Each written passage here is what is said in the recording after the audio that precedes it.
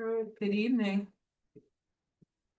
I heard from Good Alice evening. that she's still en route. Let me see what her ETA is.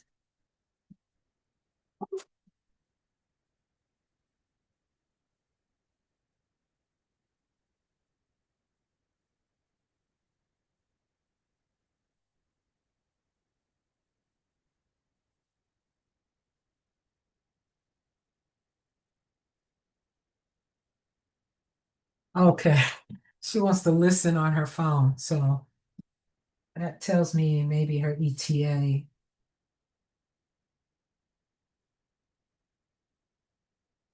is a little out there.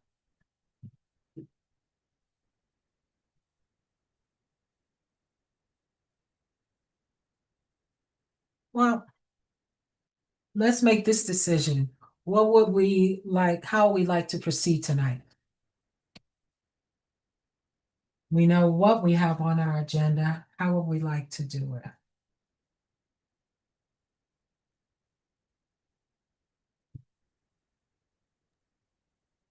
Who is the other final presenter besides me? Audrey, I am. and then we have our board certification. Want to begin there? I don't mind going on and presenting because Alice is more needed for the board certification, right?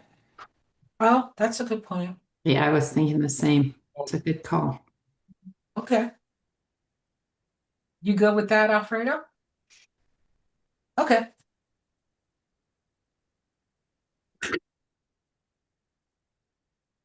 Okay, let's see.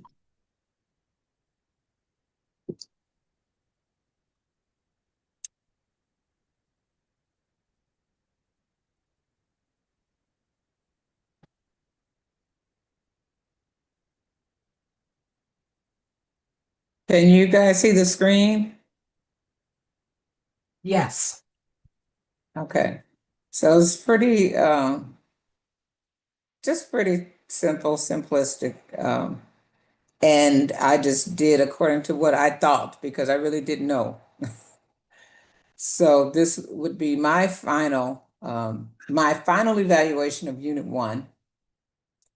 And just going in line with the mid-unit reflections on my social locations and their influence. And it's funny because with my social locations, because I talked about it in the mid-unit, I was more aware of it in the second half of the unit.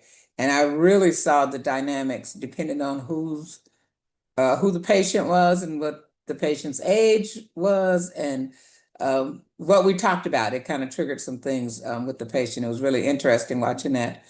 But throughout this CPE unit, my social locations as an African American woman, a 64-year-old mother and grandmother, a minister and retired professional have continued to deeply shape the way I understand and practice spiritual care.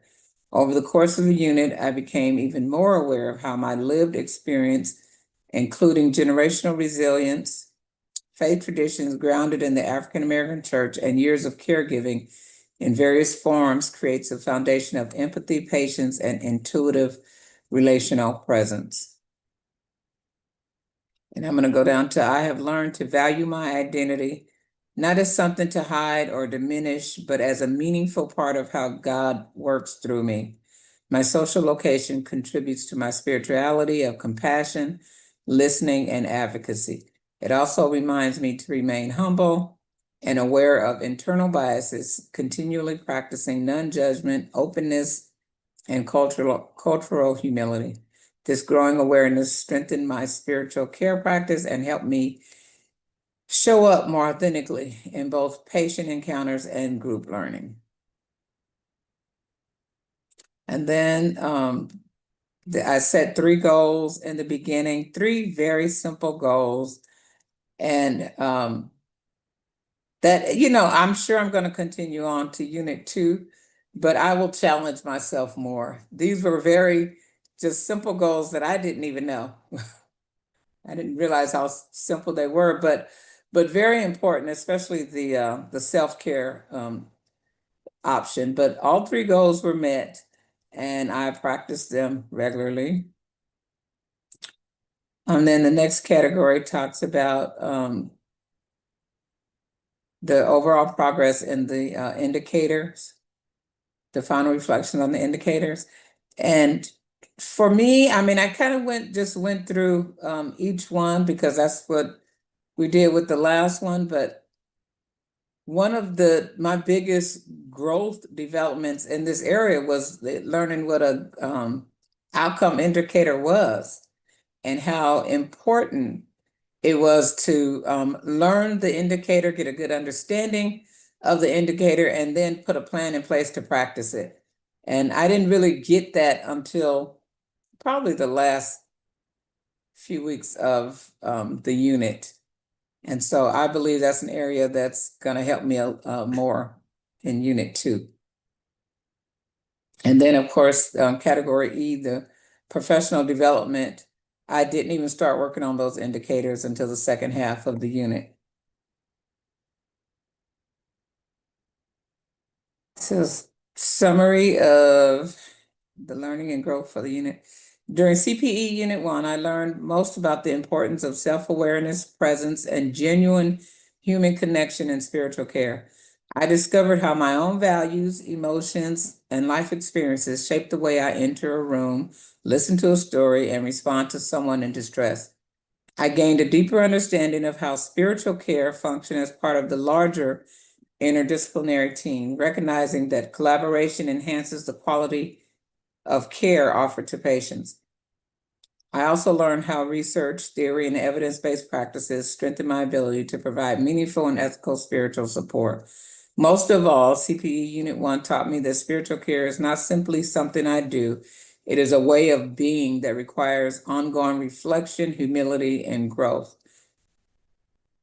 And then these were things that I had learned. I had mentioned it in the mid unit, and I wanted to keep this because this is going to be a resource for me to go back to. So I wanted to keep what I learned in this unit was to trust my presence and voice, to engage in reflective practice, to represent my role with confidence, to recognize both my strengths and my growing edges, to listen deeply to God, to myself, and to those I serve, and to integrate my identity into my ministry without allowing them to overshadow the patient's story. And then I just kind of added this. This was a reflection on surprising discoveries, that things that I learned about myself that I wasn't sure what to expect in CPE Unit 1, so I didn't know what I was going to learn. But what I learned in CPE Unit 1, that it was really just learning about me, who I am, where I come from, why I respond the way I respond, how different experiences growing up has affected or impacted my life, and why I respond to certain things. So the one was personal awareness. One of the most surprising things I learned about myself in Unit 1 was how deeply my past experiences influenced my present reactions. I began to notice patterns in my behavior, moments when I withdrew under stress or leaned into conflict more than I realized. This awareness helped me see that my coping strategies are not always conscious and that growth begins with recognizing them. And then communication and relationships. Now, I'll explain a little more about this later. But I was surprised to discover how much my listening skills shaped the quality of my relationships. I had assumed I was a good listener, but feedback revealed that I sometimes focus more on preparing my response than truly hearing the other person. This realization challenged me to slow down, be present, and to value silence as a part of communication. And then emotional and spiritual growth. Another unexpected discovery was the strength I found in vulnerability. I had believed that showing emotion might weaken my professional presence, but Unit 1 taught me that openness can actually deepen trust and connection. I was surprised at how resilience and vulnerability can coexist, and how sharing my authentic self can be a source of strength. And then self-reflection, perhaps the most striking surprise was the gap between how I see myself and how others see me. This was a big one, and it really came out during the time when we were memorializing my sister. And so we had a lot of family dynamics going on, and I learned a lot about myself during that time.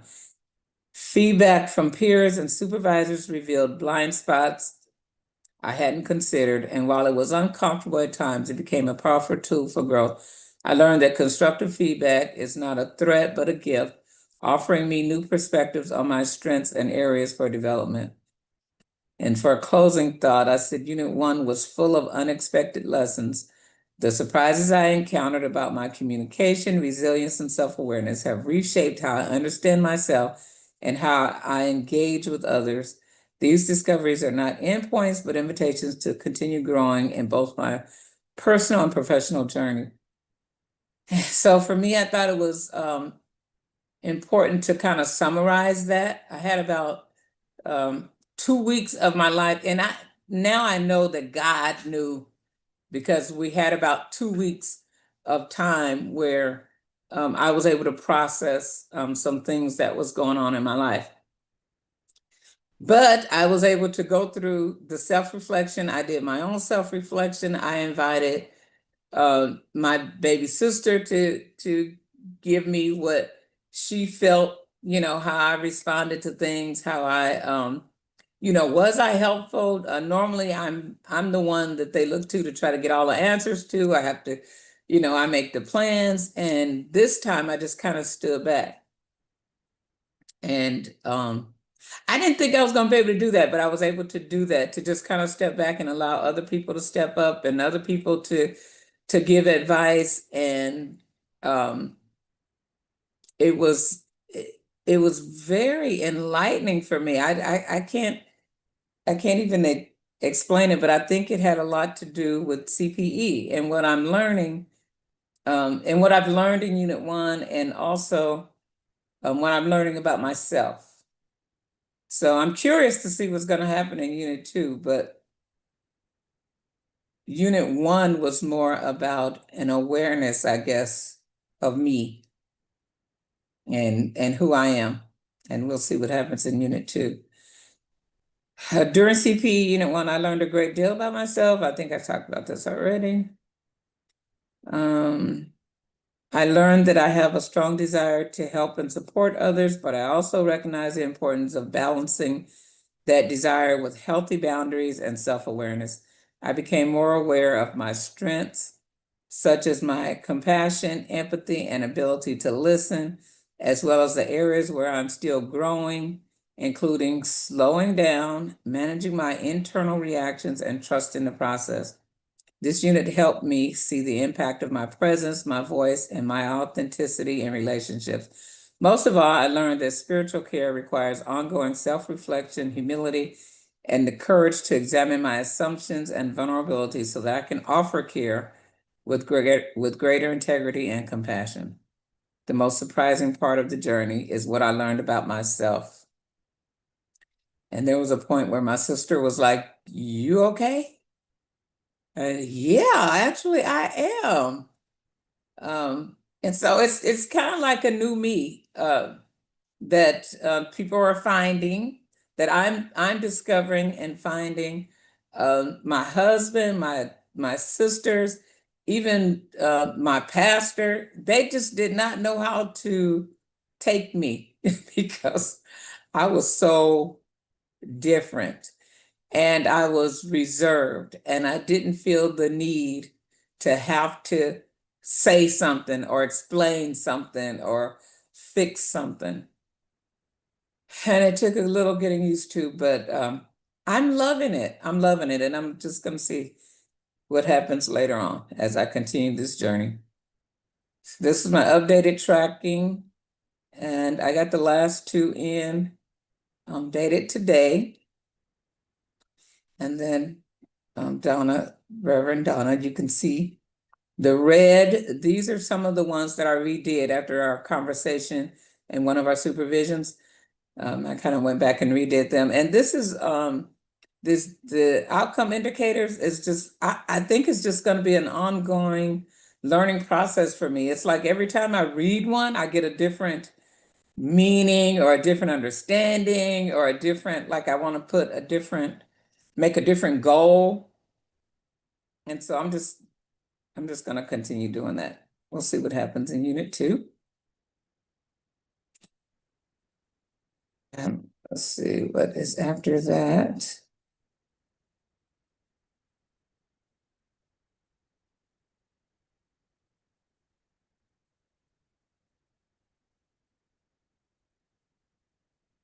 All the indicators. That it? Oh, and then the evaluation and feedback. You know, I really just didn't have a lot. Let's put it this way, I don't have a lot of need to improve type of comments. And so they're pretty much the same. I know Alice is not on here, but I put It that says she's she'll next. be here in a couple of minutes, so maybe if you do hers last, she'll be here by the time you get to it. Okay. KK, I decided to leave you KK. But it's pretty much the same as I said in the mid-unit that as a woman working, you know, a woman chaplain working in a county jail, your ability to balance the demands of your role with responsibilities as a wife, mother, is truly admirable. I thought of you a lot in that documentary about chaplains, especially the one working in those different areas. And of course, I've worked in corrections and in a different area, but your environment is a different area. It's, you know, you don't know how long you're gonna get those people. And the environment where I come from, we could establish relationships. We can set up plans of care. We can set up goals. We can check in. I feel like in the county jail, you're working with the sense of urgency. And so you're having to rely on your faith, um, your intuition, you know, your discernment to do what is needed for those people. So I really admire that about you. I put in here that you have never wavered from my point of view. From day one, your approach, your feedback has always been consistent. It's been positive, and you deliver it in a way that I could receive it and apply it. So I appreciate that about you. Alfredo, I said, is a determined and compassionate individual whose accomplishments reflect both his dedication and his strong sense of purpose. He approaches every responsibility with focus and integrity, consistently striving for excellence in all that he does. His compassion is evident in the way he engages others with respect, empathy, and genuine care, making him not only successful in his work, but also deeply impactful to those around him. Alfredo's commitment to personal and professional growth continues to shape him into a confident, capable, and highly respected presence in any setting. And I want to make sure successful was one of the words I used, Alfredo, because this is Unit 4 for you. And I I just pray I make it. I don't know what else to say. I just don't know. I just don't know what else to say. I don't know. I don't know what to expect, but I'm very happy for you. And I know that it hasn't been easy. You have a family, you have a job, you have things to do. And I was remembering there was a conflict with one of, I believe, the other chaplains or something in your workplace, and you was very compassionate about how you felt about what that chaplain was going through, and you supported the chaplain. And just in the way you shared with us, I can tell that you support that chaplain. So I appreciate the compassion you had, not just for the patients in the hospital, but also for the people who work there. And then our teacher, I just had to make up some stuff because I can't think of anything. I promise you I can't think of anything. But I just said that our teacher is an exceptionally smart, well-educated, bringing both depth of knowledge and sharp critical thinking to every interaction. I've said it before. I just my grandmother and my mother used to say how people just think on their feet. I don't know if you guys have ever heard of that. You know, they just think on their feet. I feel like that's a skill that you have. Whatever comes up, it's like all of a sudden you have a response to it, or you have a challenge, or you have something like, have you considered this? Or do you think this maybe? And it has a way of turning on a light for me, responding to questions and challenges with clarity and confidence. And I think that's what I like the most is the clarity and confidence. It's like you say, have you considered this? And that's it. Whether we have or haven't, it appears that it does not impact you at all. You're just trying to give us another way of looking at something, and I really do appreciate that. You are accommodating and naturally create an environment where others feel supported and understood, while your insightful observations consistently guide the group toward deeper learning and self-awareness. Deeply people-driven, and that's what I get from you. You take your lead from us. How are we feeling? I've watched. I know we have. This is the agenda, and this is how we are planning to go this evening. But I've seen you say, "Hey, maybe we need to take a break. You want 5 or you want 10?" You know, and so I really do appreciate that. You foster meaningful connections and cultivate a space where growth, reflection, and collaboration can flourish. You challenge me to learn from my own experiences and allow growth to come from within. And those have come from your questions. I didn't even know that some of the things that I have learned, even in this past unit, has come from things that I have experienced, even in childhood, until you asked a question that sparked something else. And also encouraged me to have conversations with my family members, you know, who also say, yeah, you know, I didn't realize that. So I really appreciate that, and don't know. I did not know we weren't going to have you for Unit 2.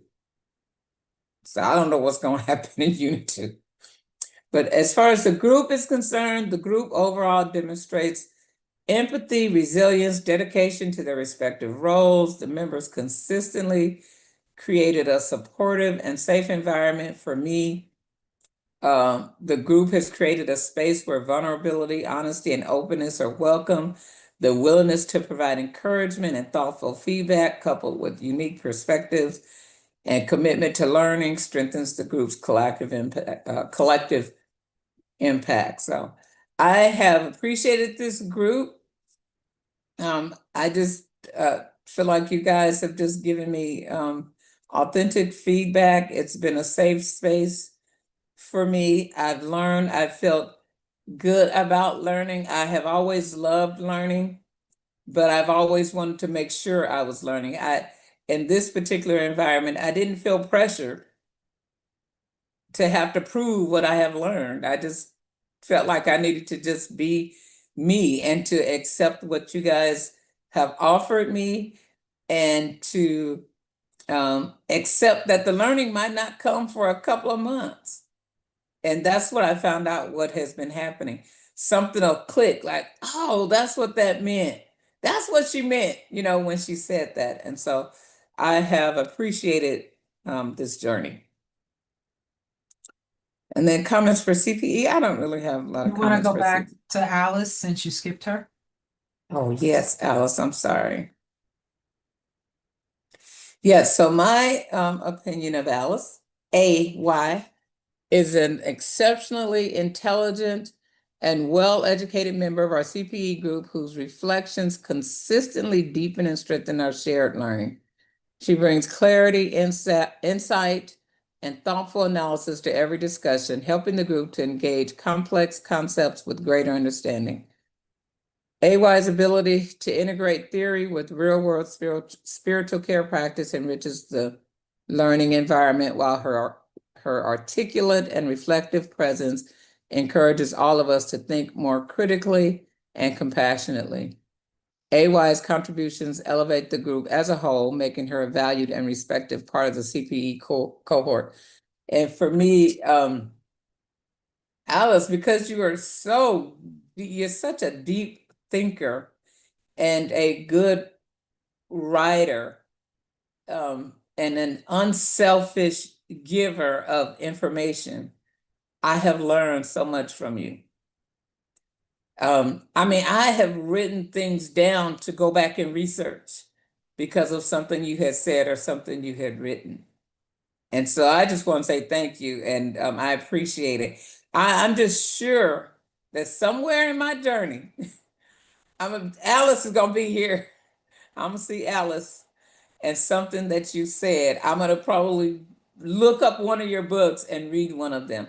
So I just want you to know that I appreciate you, you being willing to share. You do a lot of research and you do a lot of work and you put a lot of hours in. And I appreciate that. I love reading and I love reading books, but I just appreciate the writers because they put all of that work in, and I feel like it's for me. I get to benefit from the work that they have done. And that's how I feel about you, Alice. So I really, really have appreciated being with you in Unit 1. And then I left my self-care list. One of the things that I added was under, well, it was a couple of things. One is when I missed that Wednesday night where I just tapped out. I had reached my limit that day, that week. It was just too much going on. And I want to say that was probably the first time in a long time. I don't want to say in my life, but definitely in a long time that I said, that's it. And I remember telling my husband it was about 3:30 in the afternoon. I said, that's it. I can't take anymore. I can't do anymore. Everything, whatever could happen wrong was happening. It was absolutely crazy. And he said, what are you going to do? I said, I'm going to get into bed. And it was about 3:30 in the afternoon on a Wednesday. And I got in the bed, and I didn't get out of the bed until about 7 o'clock the next morning. And he allowed me that time. And apparently I needed. So that was a new self-care, something that I had offered myself that worked. And at first I thought, because normally we do Bible study on Wednesdays, and I thought, you know what, maybe I'll get on Bible study and just try to get some encouragement. But it was like God said, no, lay down. Just, lay down, rest. And that's exactly what I did. Another thing I added for under my self-care was this under social self-care. A very, very, very good friend of mine who lives about 4 hours away. And I had some things happen to me. And I had my sister's memorial service on that Sunday. I had my surgery on that Thursday. And on that Friday, I was informed that my pastor he's been helping another church out. So he's been kind of doing two churches, that he had made a decision to go back into a denomination that I have come from, that I'm not interested in going back in. So all of this happened within a week. It's like, okay, I memorialized my sister, got through it, surgery on Thursday, very successful, feeling pretty good. And what? Pastor is being installed back into a particular denomination, and that happened on Saturday. So it was like all of these things were happening. I'm still grieving the loss of my sister, processing that. I'm still healing from this surgery, and now I'm feeling like, do I need to find a new church? What is going on here? So my friend who lives about 4 hours away said, get in your car. We're going to dinner. And I'm like, huh? And so she knows that I love In-N-Out, and she loves In-N-Out. She said, we're going to In-N-Out. So we did. I went to In and Out here in my town, and she went to In and Out in her town. We were on the phone. We ordered together. We ate and we talked the whole time. And we literally had dinner. We spent a good 2 or 3 hours. I was in and Out parking lot where I live, and she was in and Out parking lot where she lived. And we just kind of talked about everything that's going on in my life. So that was a new social self-care technique that was offered to me that was very successful. And she came up with that.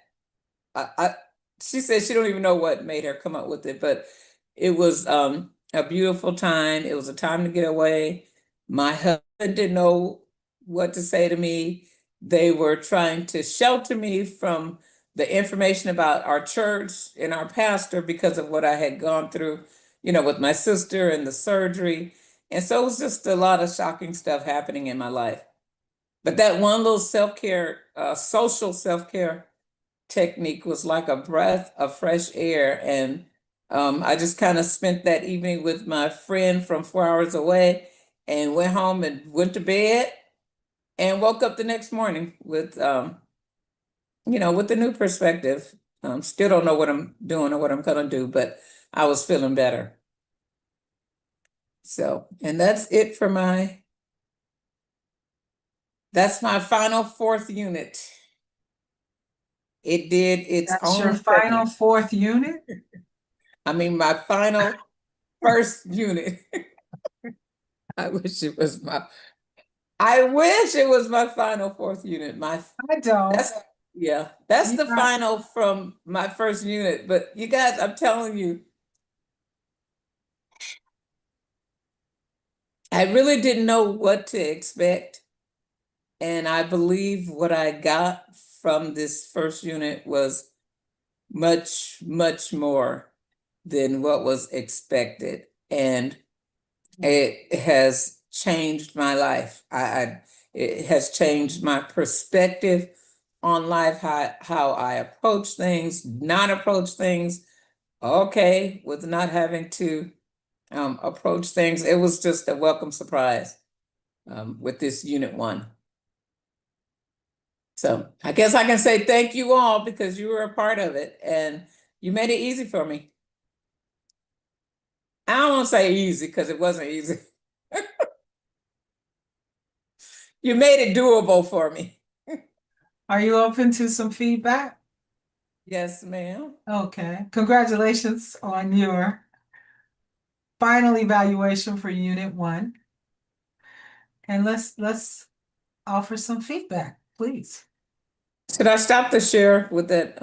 Is that Yeah, okay? you sure can. Okay. If somebody wants you to reference back, we can start. Okay.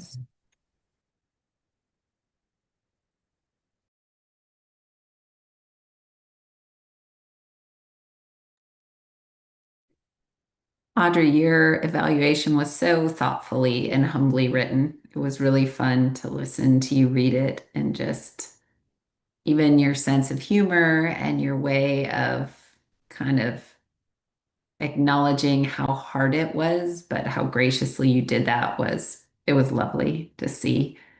I have one curiosity. You talked a lot about how surprised you were at your growth edges and overcoming them and discovering things about yourself. And I just wondered if there was anything in this unit where, as you were doing this unit, you thought, hot dog, I am like dang good at this already. I think the one thing, well, one of the things was under resilience. I always admire, I could always recognize someone else as being resilient. I had not really seen that in me. And I really don't know why, but I had well, I thought it was 2 days. I thought I had like 2 days during that time of my life where everything was going on, where I had really checked out. Come to find out, it was more like 10 hours, but I felt like I was gone for 2 days. And my husband was like, that was just yesterday. And so I felt like I bounced back. Like I experienced what I experienced. I had all the thoughts of whatever I was thinking, and I rested. But once I came back, I was back. I was feeling good. I was ready to re-enter, to let's get on with life, you know. So I think the resilience piece of it, I wouldn't have never called myself resilient before, but that is now something I would ascribe to myself, and I think it was because of that experience that I just recently went through.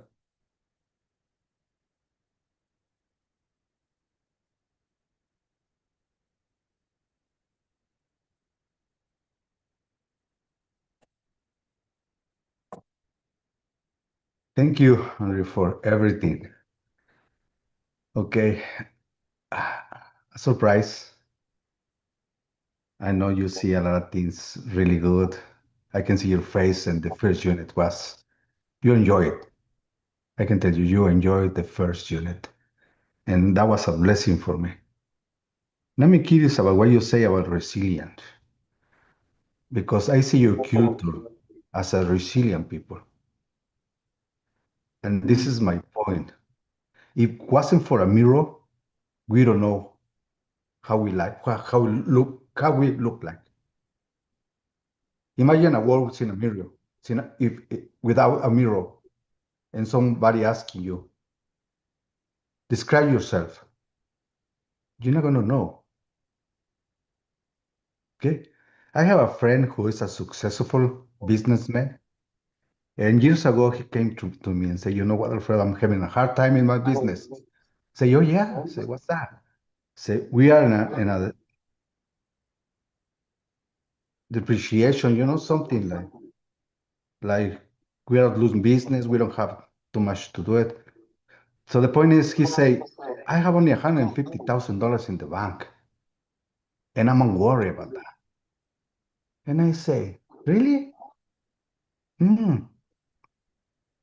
I think all my life, I live in a depression, and I never acknowledge that because all we care about is we don't worry. We don't have money in the bank. We never have it. All we worry is about have money in the bank, get money and food in the refrigerator. Sometimes we have to see ourselves and be willing to see ourselves through the eyes of others. Okay? You are a resilient man, son. You were born, period. But you notice that because you live in that life, supporting everything every day. As an African American, you went through a lot of things as a Mexican. And we don't know that we are resilient, but we are. But the life treats us like that we don't know it. For us, it's normal to have a lot of problems, Mhm. not for everybody. We could support more weight in our shoulders than a normal person, but we don't know it because for us, it's normal. You are a great woman. I can tell you, you are smart. Okay, different than Alice, but you have your own gifts. Different than Kate, but you have your own gifts. Different than Donna, but you have your own gifts. Believe in your gifts. Grow in age, believe more in yourself. Thank you for all your words. Thank you for the inspiration you brought to me and all this unit. And may God bless you and the rest of the units because you have a lot of space to grow in. Thanks for everything. Thank you, Andre. Thank you so much, Alfredo. Thank you so much. And thank you for allowing me for being that mirror. You're absolutely right. That is something new for me, is to learn from what others see in me. And so I think that's another positive thing I got out of Unit 1, just being able to receive feedback and allow others to feed into me. I think the resilience part of it, I always looked at it as bouncing back, being able to bounce back. And I'm, as far as I'm concerned, I don't bounce back. I have to get up. I have to make an effort. I have to, and so I just never saw myself as that person. So thank you. Thank you so much. I really appreciate your words.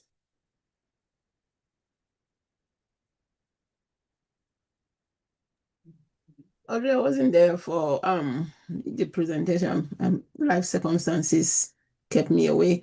But I just want to I think I want to encapsulate. First of all, thank you very much for your gracious words. Thank you. They're meaningful.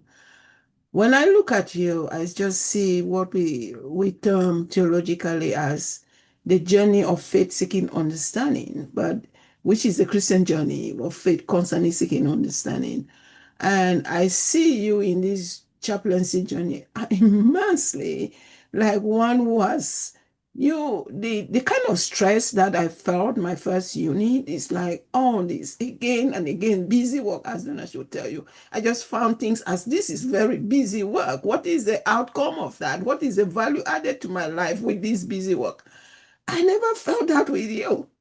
You came in, you swam into it. Like, I mean, I look at you every time. I'm like, doesn't she see this as overloaded too? Like we did. I just wanted you to express the kind of feeling I expressed in first unit, but you never did. What you did though is you constantly sought to understand things you did not understand. You constantly sought with a lot of humility. You constantly, again, you have a long experience. You are somebody who is very experienced in what you've done. You bring to the table a lot of experience, which has been very, very valuable. But you have so grown in the first unit that I'm just so impressed. When you did your first verbatim, you felt like, oh, am I doing enough or not doing enough? Then you sailed through the other ones. I mean, I watch you and I'm like, come on. I want to see some sort of fatigue somewhere but I keep seeing, even when you lost your sister, that is the one that touched me the most. Even when you lost your sister, you attended class. That is the highest quintessential example of commitment and to what you are doing. If I lost my sister, I guarantee you I will not be in class. But you did. And it's really, really telling. Like Fredo said, we all come with our gift. We are not each other. And that's what is good, because we complement each other in this group differently. We all come with our different gift and how we can complement our group. So thank you for complementing this group the way you did. And congratulations that one unit down, 3 more to go. I tell my students every week, one week down, 14 more to go. 2 weeks down, 13 more to go. And so when I wrote to them, 14 weeks down, 2 more to go, they were like, yay, so for you is 1 unit down, 3 more to go. So yeah, hang in there. I hope I have you for another unit. I'm so looking forward to finish full unit 4, trust me. But it's maybe we will be in the same unit, maybe we will not. But if we are not, we will still meet in the CPE forum. We have orientation, we have graduation. But I am so grateful to have had you in this unit. And like Alfredo said,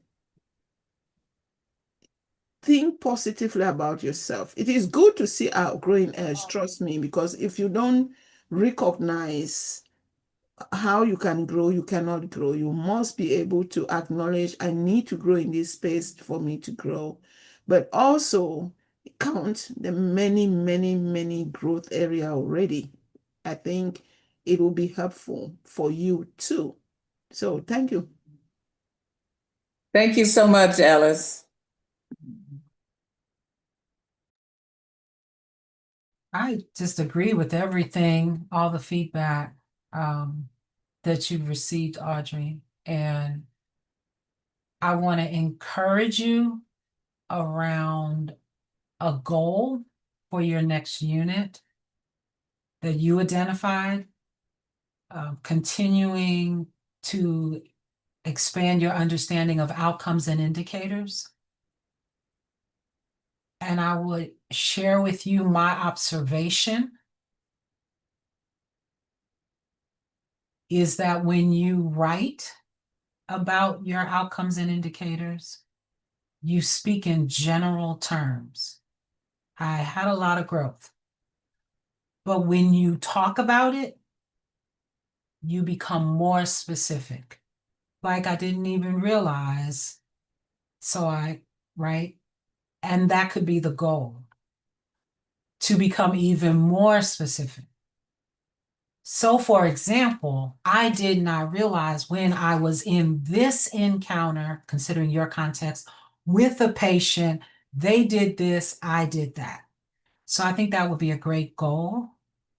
And it's my commentary to your outcomes and indicators is that what is written is complemented and made complete, more complete, by the conversation where you become a little more specific. So I think that's a great goal you've identified, and I just want to affirm it and offer that feedback. And Thank you. Good, you're welcome. May I offer a nudge to you? Sure. I think I heard you say when you went to read Alice's, but I'm not sure I heard it with everyone else in terms of the feedback to members of the group. You said, so here's my opinion, and you shared what has already been identified by everyone as meaningful. And I say thank you for your very gracious and kind words to me. I want to offer that feedback is not just your opinion. That feedback includes your opinion, but it offers to someone something that will help them grow. And so that's my nudge to you. And I welcome your opinion as you expressed it about me. I feel better about myself right now, having heard you read it to me. So thank you. My nudge to you is take it one more step and offer feedback and giving all of us something that will help us grow. Well done. How do you feel now? I feel great. I feel relieved. I feel accomplished because this is it Good. for Unit 1. Yeah. Yeah, I feel hopeful, Good. and I've appreciated everything I've heard. Awesome. Congratulations, congratulations, congratulations.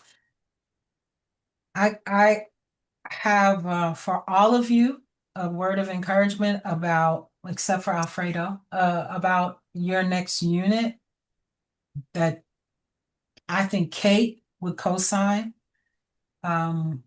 That getting a different instructor opens you to a different style, a different perspective, a different skill set, and it invites you to grow in a different way. That you don't get less. You just get something different. So Kate, you've had the experience of having different educators. Audrey and Alice have not had that. I welcome you sharing on that. And Alfredo, you have. So I think it would be helpful if both Kate and Alfredo just shared their experience of having a different educator. Honestly, I'm going to go with no. I would pick you again, Donna, in a heartbeat. This was an awesome class. But in terms of other Clearly, you missed the rehearsal. No. no, nope. I get it. We glean different things from different people. I think as learners, we have different styles of teachers who resonate with us in different ways, and we glean more from some and less from some. I've only had two because this is only my second unit, and they were very different experiences, very different style instructors. And I think part of it is for sure the instructor, and part of it is how we receive the instructor. And a big chunk of it is just, as Audrey so eloquently said in at least three different ways, how we're ready to receive and apply what we are given by the person who gives it to us, whether instructor or peer. So hopefully I get you again, Donna, but if not, I will persevere with someone else. Yeah, for me, I think for me was a God's plan because in the beginning my instructor was Juan. He speaks Spanish. For me, the two units was so helpful, so blessing. Okay. And when I know that I'm gonna have Dana, for me was a challenge. Okay. And now I'm being with her was a blessing also, because of course it's a challenge. Every new instructor is gonna make you grow because we have to be willing to work with the different characters. And it's a blessing. He gave us resilience, strength. He gave us everything. And I can tell you, I have only two teachers, Juan and Dana, and both has their own way to challenge you, to help you to growing as a spiritual caregiver. Not less, but more. Of course, I want to have one because it was more easy for me, you know? If I had some problem understanding, I just talk to him in Spanish.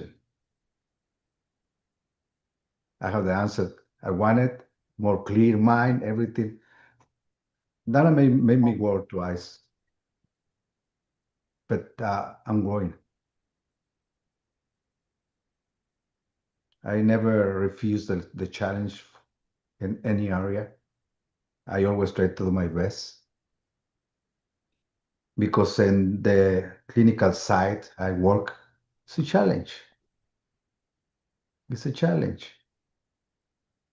Different characters. And when I say different characters, I mean it, different characters that you don't expect in the chaplaincy work. Because we enter into the clinical science of the school with some kind of imagine about chaplaincy. But sometimes it's not the way we think. But I'm gonna back to the point to have different teachers. It's gonna be good for you. If you have a different teacher, it's gonna be really, really good for you, as was for me. That's all I can say. Awesome. Thank you, Thank guys. you. Thank you, Donna, for bringing that up because that is one of my anxieties right now. Like, who is going to be my teacher? Like, are they going to be patient with me? Or, so thank you for bringing that up, and thank you guys Welcome. for sharing. And I'm just going to do the best I can do. I don't There know what you else. go. And if they ever say there's something you should have known from your previous unit, just throw me under the bus. Well, she didn't teach me that. Make it my fault. Well done. Thank you, Audrey. Thank you. Thank you. Are we And required, though, to change a teacher? Are we required? What do you mean? Okay. No, you're not required. Okay, so if I want to say I want to come to your class, will you say no?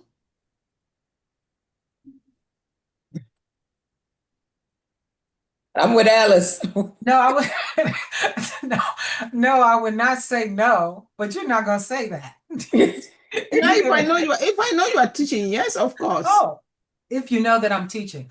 So when will we know whether you are teaching or not? We have a meeting as a department the day after graduation, and that's when I Okay. will officially know myself. Will they tell us though? Sure. Yeah. Okay, could they please tell us? Because I have gone through life with so many teachers. I know the dynamics of different teachers. So it's not like I don't know. I know dynamics of different teachers, how different teachers teach. But if I'm not mandated to change, I want to use my agency to stay where I want to be. Well, I affirm you using your agency. And really, I want to use I my had done so well. Alfredo and Kate. Audrey exhaled, her anxiety was I'm gone. going to use Alice's agency too. And now everybody's because I going to learn use a your lot. agency. I really learn a lot. You push to learn, and that's why I'm in this class, and I want to do that. Okay. So So, if they say it is a requirement to change, fine, I will no. change. But if it's not a requirement you are teaching, I want to stay. It's Okay. a I'm choice I make. clear. I'm clear. And Audrey's clear. She's using your agency. And I'll know for sure after No, but graduation. that is very true. I'm just being honest here, though. If it I is a appreciate that. requirement, I'll do that. But if it's that you get different experiences from different teachers, I've went through life having that. I have that already. I'm too old now to try to be changing. That's not the point. I want to. There's a learning style that I really value, and I want to keep it if it's possible. Okay. Thank you for ruining my video. I also hope that whoever's I'm not going to responsible be for able to use Donna's this. compensation and bonus is watching this recorded live stream. Oh, that's right. We were being recorded. Okay, yeah, you're too late now. But I appreciate you. Thank you. All right. We do need to decide what we want to do next. I know you want a break. Let me know how long and what do you want to do next. We have our didactic and we have another evaluation. And then I have some logistics and hopefully we'll have IPG. So what would you like to do next? How long is the didactic approximately? Hour-ish? Or less? Okay, I'm fine with either. Certainly not more. Yeah, I'm fine with either. Okay. I appreciate you. Please make a decision. Didactic. Oh, sorry, go ahead, Alice. Didactic. Okay. All right. Let's take a 10-minute break. We'll come back. Alfredo, you good? All right. We'll take a 10-minute break, come back and do a didactic.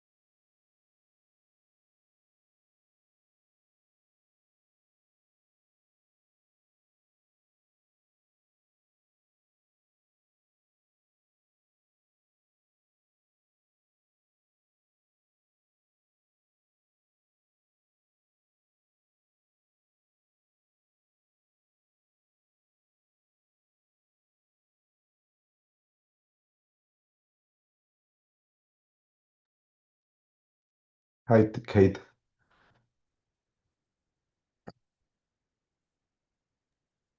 Okay, before we get started, I want to go on well, as a way to get started, I want to go on the website.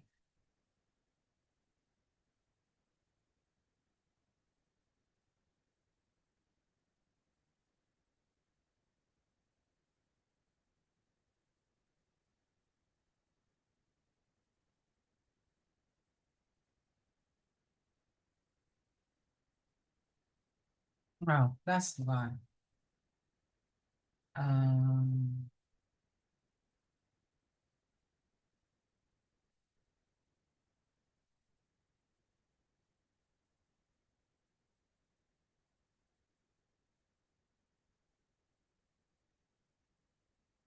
so this is the Association of Professional Chaplains, which is the organization that oversees the board certification process.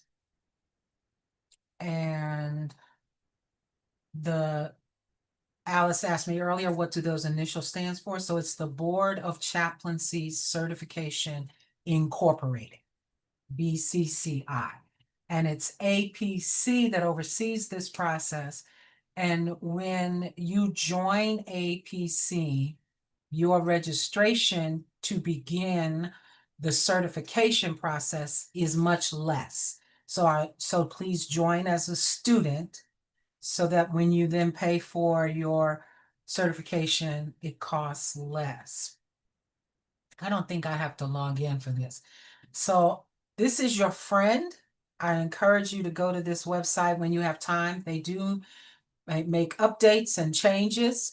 And so it's important to spend a little time on the website under becoming certified. Now the application is entered online. You used to have to print all of this material and mail it in, but now you just enter it online.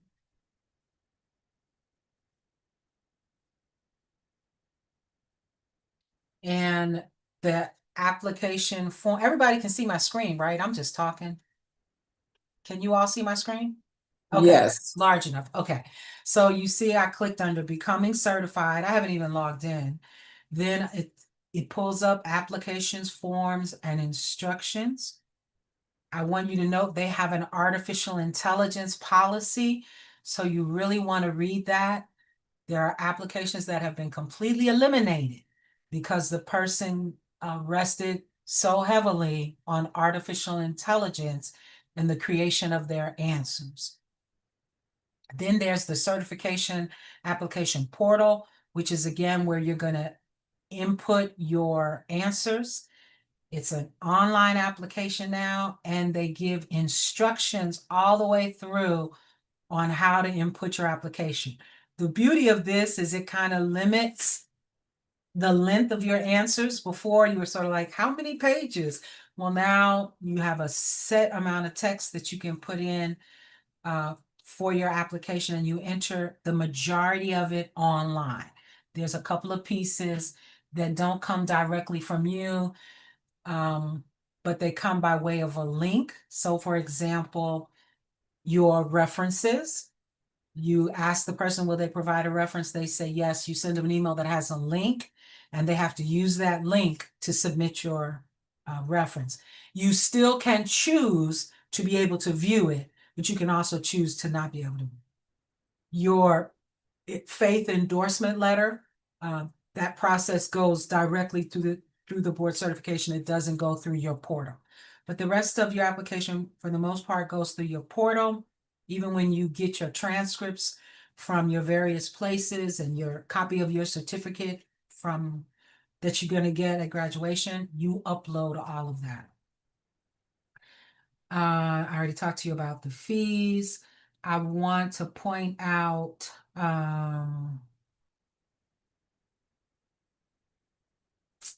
well, we'll just talk. We'll talk our way through and we'll ask questions and we'll engage. But and what you need here, what you need is all here. It's just about sort of finding it and taking time to do that. So let me stop this for now, but we can always return to it to ask any questions you have to clarify, and I'll log on at that time. So you're ready to apply for board certification. My recommendation is that as you begin your 4th unit, that you make one of your goals for the unit your board certification journey. For example, you might negotiate with your educator. I would like, instead of presenting 4 verbatims, to only present 2 verbatims, but on 2 of those other occasions, when they're doing verbatims, I'd like to present 3, 4, 5, whatever you think you can do of my 29 competencies. It's either 29 or something, right? I'm going to present them in group and I'll get feedback from group. That could be, you might be able to negotiate that with your educator. And if you make the board certification journey one of your goals, that's how you could make an argument to do that, right? With your application, you have to submit 2 verbatims, which is why I would encourage you to do 2 verbatims in Unit 4, because there is a time frame on it. I think one can be up to 1 year old and one can be no more than 3 or 6 months old. I don't remember the exact time frames, but there is a time frame. So that's why I recommend 2, but you might decide you want to do even more so that you can present those competencies in group and get feedback from your peers, because it becomes one of your learning goals. Okay, so you've gone online, you've done your registration, you've submitted all of your essays, and you have a committee that is formed to review your application. The committee will try to represent you in some way. So it may be someone who shares your faith background, but it cannot be someone who knows you. It may be someone who works in the same setting that you work in as a chaplain, but it cannot be someone who knows you. It may be someone who has a similar orienting system as you do. So for example, I identified as a womanist when I did my certification. So there was a person who was on my committee who was a womanist. We didn't have anything else in common, but we had that in common, right? Okay, so they'll try to have in your committee people who have some sort of connection, if possible, with you. It's usually 4 members. One person is the chairperson, one person is the presenter, and the other 2 people are members. They review everything you submit. They review everything you submit. And when you prepare for the interview, everything you've submitted is subject to be discussed in the interview. But you do go into the interview having viewed at least a week before. I functioned as presenters, and I usually send the report more than a week before. A report from the presenter who has reviewed each of your competencies and has said, hey, I think this meets the satisfaction demonstration of this competency. Or almost, but not quite, I would like to hear them discuss this further in the interview. Everyone fills that out a little different. They are moving towards a rubric, which I had intended to show you tonight, but I think I downloaded it. Sure, please.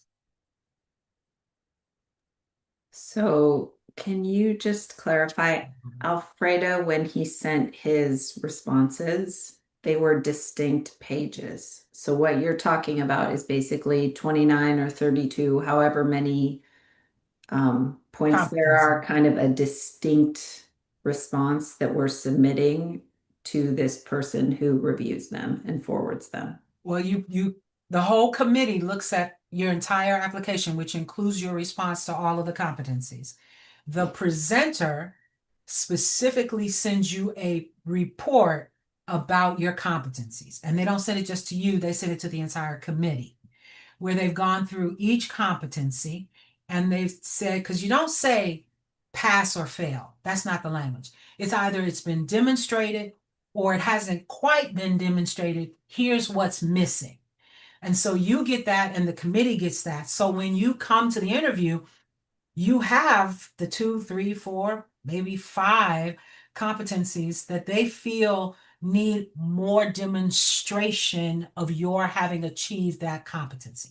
Is that clear, Kate? Yes, thank you. And to do this, they're only looking at what we submit, not our history of submissions over the course of our CPE training. Absolutely not. They're Okay. only looking at what you submit in your certification packet. Thank you. And going into that interview, a couple of things I've experienced that will happen is the chairperson, because it's a very collegial environment, will say, well, how would you like to begin? And it's up to 90 minutes, scheduled for 60 minutes, but if you need more time, you can go up to 90 minutes. And what will happen is sometimes in nervousness, people will say, the committee members will introduce themselves. And then they'll say, well, let me introduce myself. And you'll introduce yourself and you'll spend time telling them who you are. You've written a biography. They've read it. You've written a personal spiritual care theology. They've read it. There have been letters of recommendation written about you. They've read them. They don't need you to introduce themselves. It's yourself to them. It's a waste of your time. But if that's how you want to begin, the committee will let you begin that way. So I encourage you to say, well, I know my documents speak for myself for me. Let's begin with the presenter's report. Some committee chairs will recommend that. Others will say, how would you like to begin? And totally leave it up to you. So let's say you say, I'd like to begin with the presenter's report. And the first question was ITP 4. And the presenter said, you almost demonstrated the competency, but it was missing. And hopefully they will specifically identify for you what was missing. That's how I write my review. You did an excellent summary of the ethics that informs who you are as a chaplain. I did not notice any specific examples that would completely satisfy the demonstration of this competency. So then you come to the interview with that in hand. You are allowed to have notes. That may change, but so far the policy is you can have notes. And you can say, I have my notes here, and from time to time I'll reference them.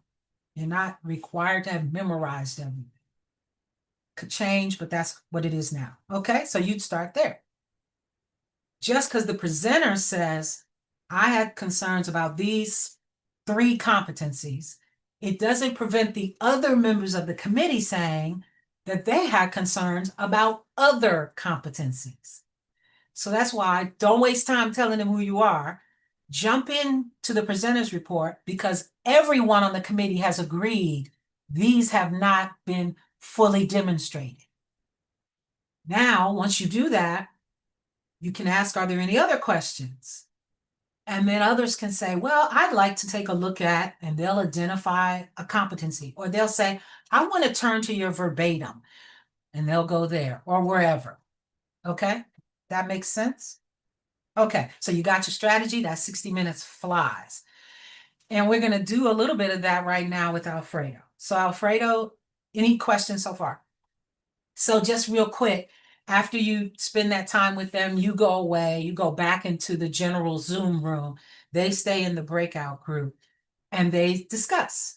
Well, when he responded to the 3 competencies that they go through each one, demonstrated or not demonstrated, demonstrated or not demonstrated, demonstrated or not demonstrated. And it'll say demonstrated in writing, so we didn't even discuss it, or demonstrated in the interview, check. Or they may say wasn't demonstrated in the interview. And they'll tally all that up, and what your total is, just like now here with CPE, when you will determine whether or not you get certification. So there is a section, and it's the ITP. The integration is what I stands for. T, theory. P, practice. The integration of theory and practice. All of the competencies in ITP must be met in order to get certification. There's some other competencies you can miss, but you can't miss any of those. So when they come back, they'll say, you know what, you missed one of the competencies. It wasn't quite demonstrated in writing. You didn't quite demonstrate it in our conversation together. So our recommendation is that you will not receive certification now, but we invite you to a return visit. And on the return visit, you would only address the competencies you had not previously demonstrated. That's it. And you just have a conversation about that. Okay, Kate. How far apart would the return visit be from the initial visit, roughly? I think it may be around 3 months. Matter of fact, I think it's a mandatory minimum of 3 months. And then How the many other, of those ITPs are there? I know you said there's 29 competencies, I said but I'm not sure. oh, I okay. said, yeah, because I'm not. Because it has changed a little bit since my last didactic. So let me just pull up the website and share it real quick because this is helpful. Because it's not that you can't do this on your own, you can, but having some conversation with it together here is helpful. So let me open it real quick. And Alfredo, feel free to jump in. You're working on it now. You are more familiar with it than I am. No, don't just sign me in. You know, I don't know my password. Let's see.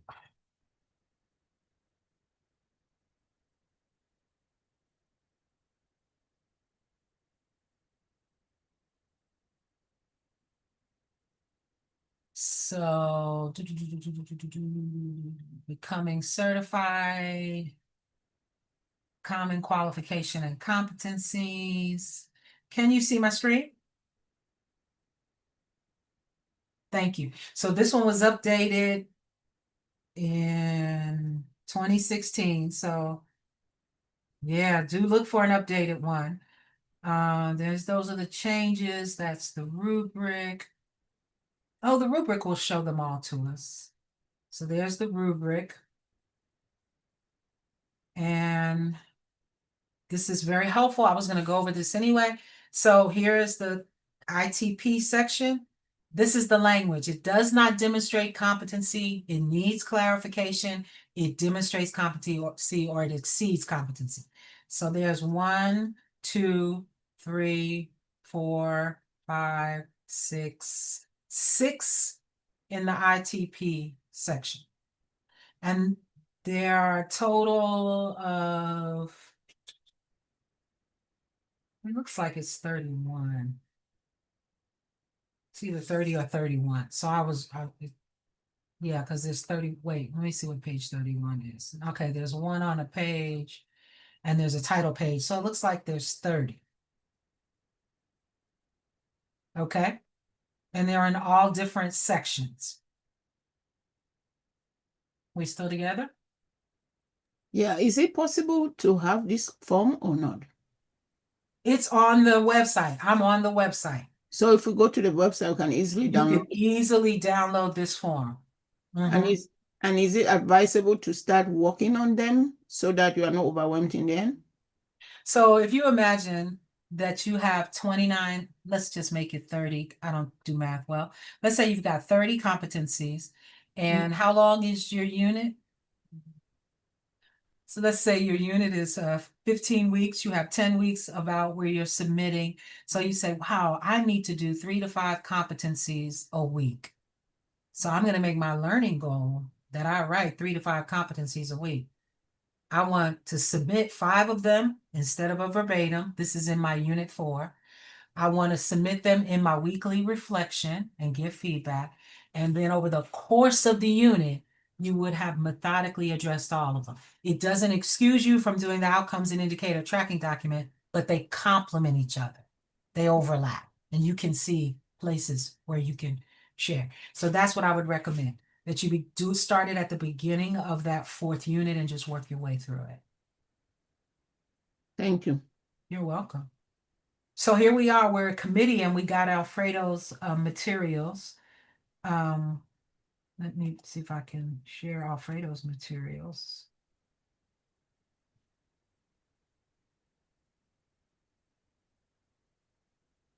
And do interrupt me and ask questions, because that was a great question about where do I get that rubric. It's right there on the site. They have YouTube videos explaining how to use the portal. They have YouTube videos of best practices. They have companies where you can pay any, I think the least expensive I've seen is around $1,100 to maybe $3,000, and a company will accompany you through completing your competencies. They have mentors that you can get for free from APC. You can say, hey, I need a mentor for my process. The team of people in your cohort and your educator is a good accompaniment, and you might not need to pay for it unless you get through the unit and you're like, I can't do this by myself without a group. I am going to pay to be a part of a group. I couldn't get through mine without a group. So I got two other chaplains who are colleagues, and I said, hey, let's do this together. So we would meet regularly and do it together because it just helps to have a group. Let me open your document. Okay, let's see if I can share it now. Maybe I'm not supposed to. Why? Oh, maybe I need to go to documents. Why can't I see it?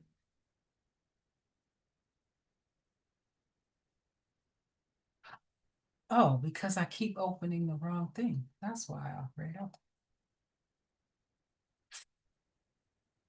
And Alfredo, again, you're working on this now. Please feel free to share what your best practices are, what you've already learned, et cetera, et cetera.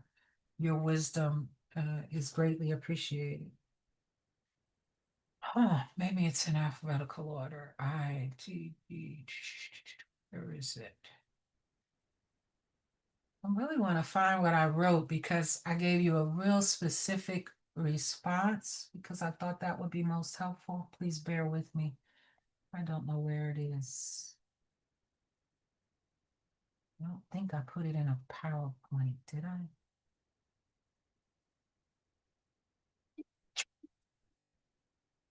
It's clearly not on the desktop. Let me see. Maybe it's in my notes.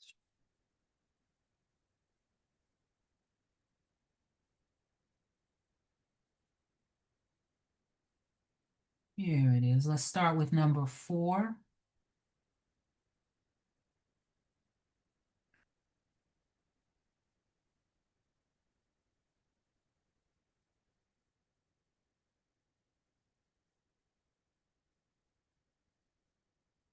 And you won't be reading the examples to the committee. The committee will have read your material before you come. So ITP4, can you all see my screen? Have you all had the chance to read this in advance or not yet? You have? No, no? Okay. So we'll probably just do one, which I think is fine. So let me read through it. So ITP4, the question is incorporate a working knowledge of at least one ethical theory appropriate to one's professional context. Because chaplains getting certification are all in different contexts.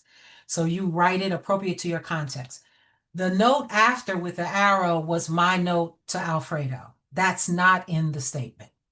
But there is on the website an interpretation of each of the competencies where they give a little bit more information, and you might find it helpful to read that as well. Okay, but that's what the portal prompt will say.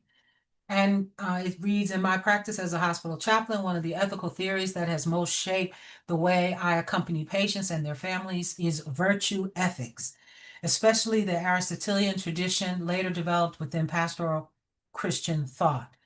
This theory does not focus solely on rules or outcomes, but on the character of the person who acts. It teaches me to ask not only what should I do in this situation, but also who am I becoming as I accompany this person, and what kind of person I am forming myself into by responding in this way. This perspective helps me understand that my pastoral presence is not merely a series of technical interventions, but an expression of my identity, my values, and my spiritual commitment. Virtue ethics holds the moral behavior moral behavior flourishes when we cultivate internal qualities such as prudence, compassion, courage, honesty, and humility. These virtues give me an internal framework for navigating situations that are rarely black and white. For example, in the hospital, I often accompany families going through moments of profound medical uncertainty. The virtue of prudence invites me to listen attentively, discern the right moment to speak, and be mindful of the emotional impact of my words. The virtue of compassion reminds me that I am called to see the humanity of the other person before any diagnosis. The virtue of humility helps me recognize my limits, avoid assuming that I know what the person needs, and collaborate respectively with the interdisciplinary team. Then you say a concrete example occurred recently while accompanying a family faced with a difficult decision about withdrawing life support. Virtue ethics provided me with an inner anchor. I was not there to solve the situation or give them the correct answer. Rather, my role was to embody the virtues that sustain a mature human presence. I practiced prudence by not rushing the conversation, compassion by validating their pain without trivializing their suffering, and honesty by clearly communicating my role in the process. Virtue ethics help me remain present without being intrusive, close without losing boundaries, and helpful without undermining the family's autonomy.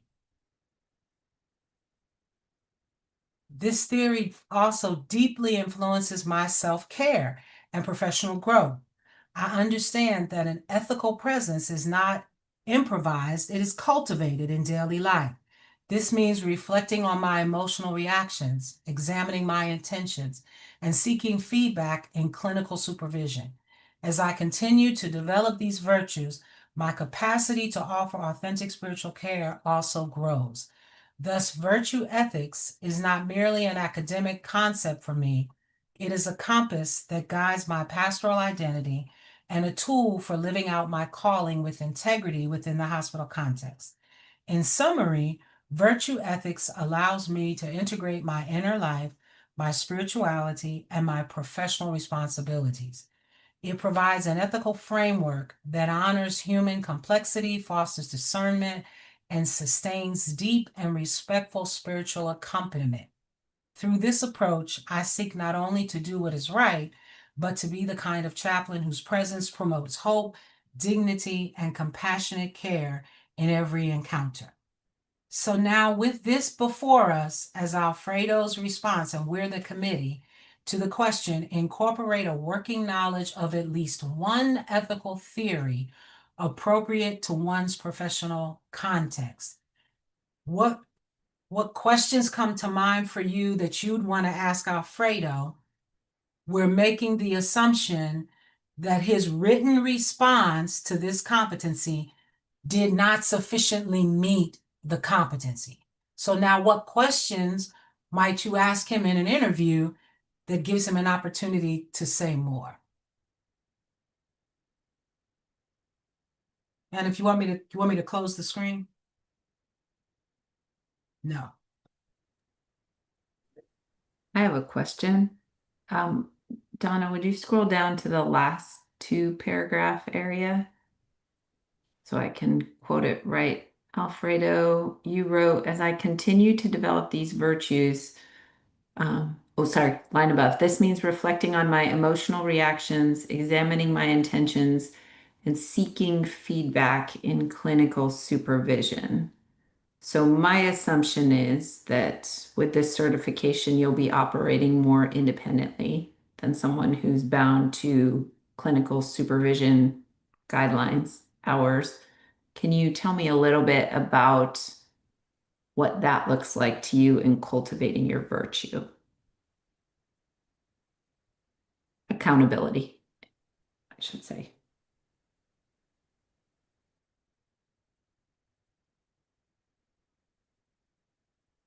You're on mute, Alfredo.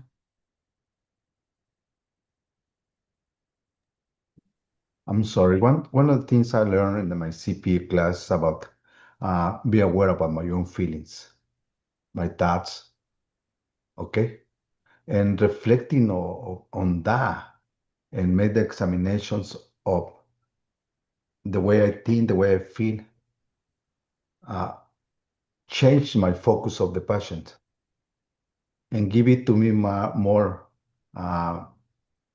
willingness to take care of the passion of the patient without involving my own point of view, if I can say it in that way. So to clarify, what I hear you saying is your reflection on here is just you reflecting with you. Mm-hmm. I took clinical supervision to mean there was an external community accountability, but I didn't hear that in your response. Okay, always I ask my supervisor and get a feedbacks about what I thought or what I feel about some situations. Okay, and through the feedbacks of my clinical side, of my supervisor, my manager in the in the clinical side help me to change my focus or to correct my view, and that helped me to have a better understanding about what I'm going to do or what I have to have it, because in the ethical, it's not about what you think only, it's about what you're doing, because we have to reincarnate our thoughts or knowledge. We have to live it. That I answer your question, or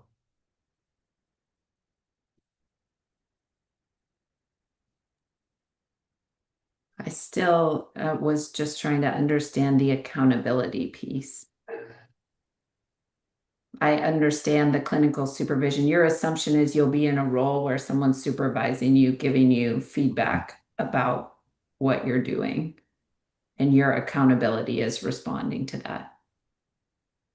I was just curious, thinking you would have a little more autonomy, maybe not a manager directly giving you feedback, and what your community accountability would look like in that scenario. okay. I've been reading my notes in Spanish to have a better understanding, okay, about the question.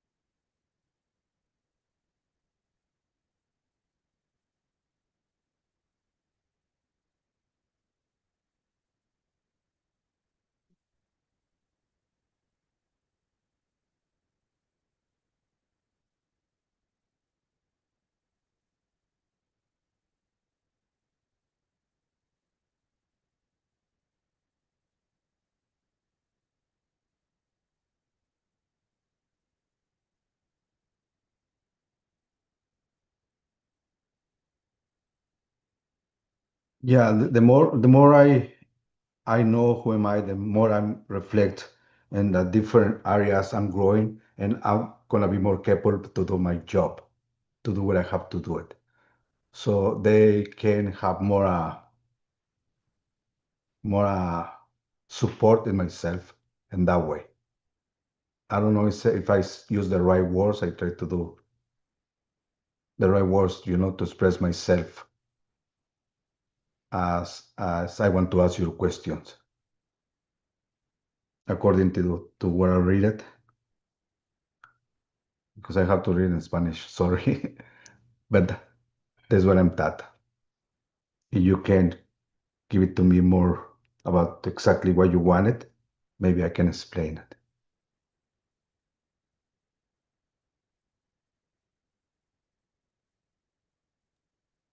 So The you want me to committee, try again or sorry? let me jump in Thank- real quick, Kate. The Thank you. committee is a bunch of chaplains. So they would just sit in the silence with you.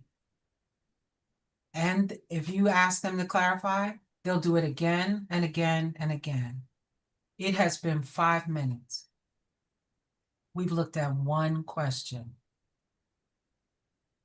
You have to monitor your own time. You may get somebody on the committee who says, I just want to make you aware, we have 20 minutes left, right? Or you could say, can I have a timekeeper that tells me, when we have 30 minutes left or something like that. So just be aware of that. And when you ask that question, have I answered your question? It's a great question to ask. If you don't understand the response, say, I don't understand your question. If you don't understand I don't understand your question. Could you restate it?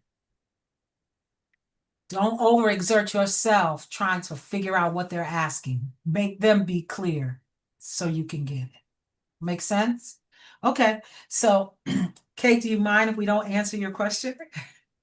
Okay, so Alfredo, somewhere, but I cannot find it, but I'm going to find it and I'll send it to you. So here's the challenge of your answer. It's too long. So when you go to input it, it's probably about a paragraph too long. So shorten it and be very simple and conversational. It's too academic and impersonal. You don't want it to read like an academic paper, because what I'm trying to gauge is what I want this person to be my chaplain. Okay.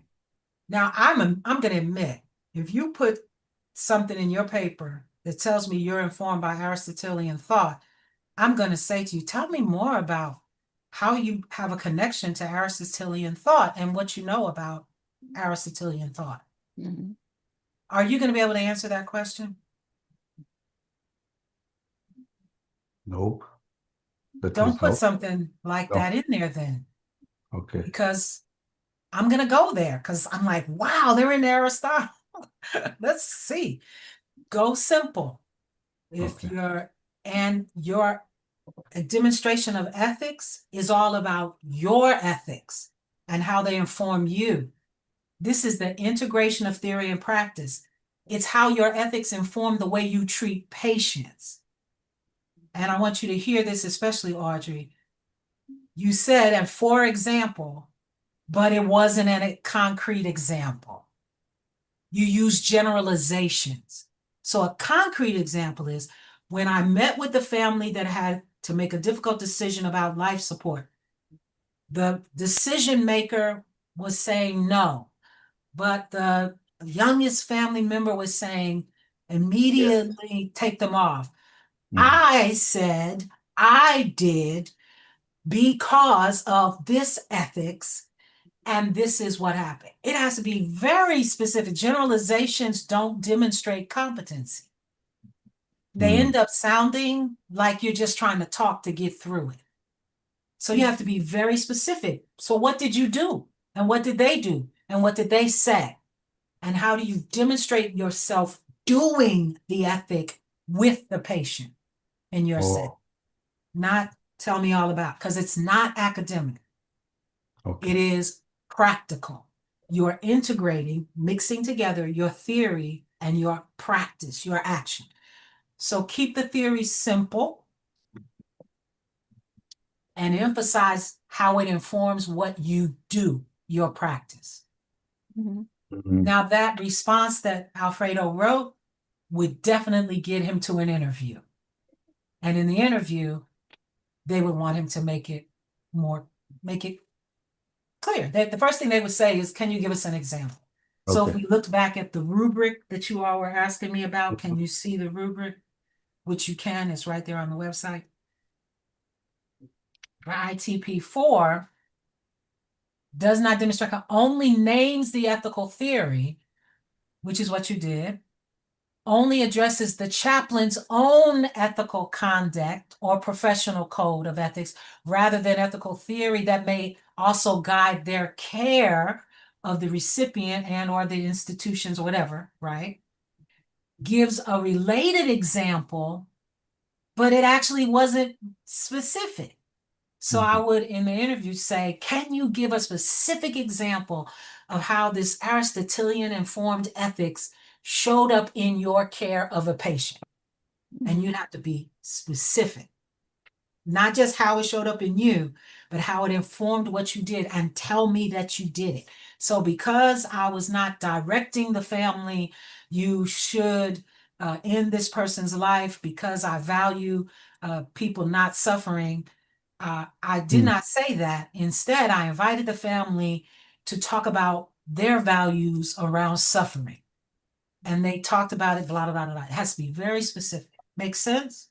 Yes. And then So I would, demonstrate competency has to give these two options, the 2 points. And if their answer describe these 2 points, it's going to be simple and it's going to be what they needed. that's right. And Oh, that's why you should be able to do it in that small amount of space. okay. All right. I got And it. when it says at least one, do one. And then if a question is raised about it, have a second one for your interview. But in the writing, just do one. Okay. Makes sense, Alfredo? So Yeah. Yeah. everybody, Has to you be hear? more simple, Yep. more personal. And that's right. More simple, more personal, and shorter. Can And I Okay. ask a question? examples, because what do we know about competency? I'm showing you I do this, not just that I think about it. So tell me about you doing it, which is why I think it's fair to have the interview, because I might be able to talk about it, Audrey, better than I'm able to write about it. Yeah. So the more I write, the more questions are going to pump it up. The more you, well, that's true too, but and the more you demonstrate the competency in writing, the fewer competencies you're gonna have to demonstrate in conversation. So All that's the right. other Okay. piece, which is why I encourage you to have someone read it, and I offer that to you. I'm happy to read your answers, your responses, and tell you what I think is missing.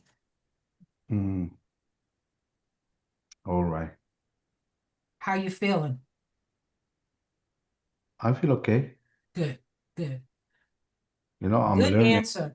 The next There's, one, there's same thing. Exact same thing. It was a good answer. It was just too academic, a little bit too long, and your example wasn't specific. So all you have to do is expound on that example, giving my details. And it's not all about you. It's about how it informs the way you care for patients. The you part is fine. You can okay. have Yeah. that. There's nothing wrong with that. But also I make know. sure you tell us how it informs how you treat, in your context, a patient. Okay. Very good. Okay. I have a better understanding about that question. Good. So how can I answer more personal, more short, That's go to right. the point, You and put got it. an example, true example, or real example of one. How am I respond? Yes. And you name two ethical theories. Just go with one. I encourage you to just go with one Yeah. for your Okay. simplicity. Yeah. And again, both those answers would have gotten you to an interview. So that if you didn't change anything, you just submitted them as they were, that would get you to the interview. Okay. Perfect. Can I ask a question Please. No. on that? I want to ask a question on the thing on virtue ethics, because I was just trying to think through, and I think about it verbatim, an encounter, a clinical encounter that I had. You guys will remember. Let me like, we know that virtues always pull against one another. And I would say in your clinical encounters, have you found a situation where you, for instance, compassion and honesty clash? And in that encounter, how did you resolve that issue?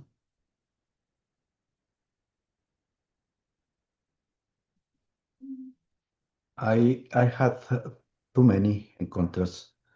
I'm gonna talk about the last one.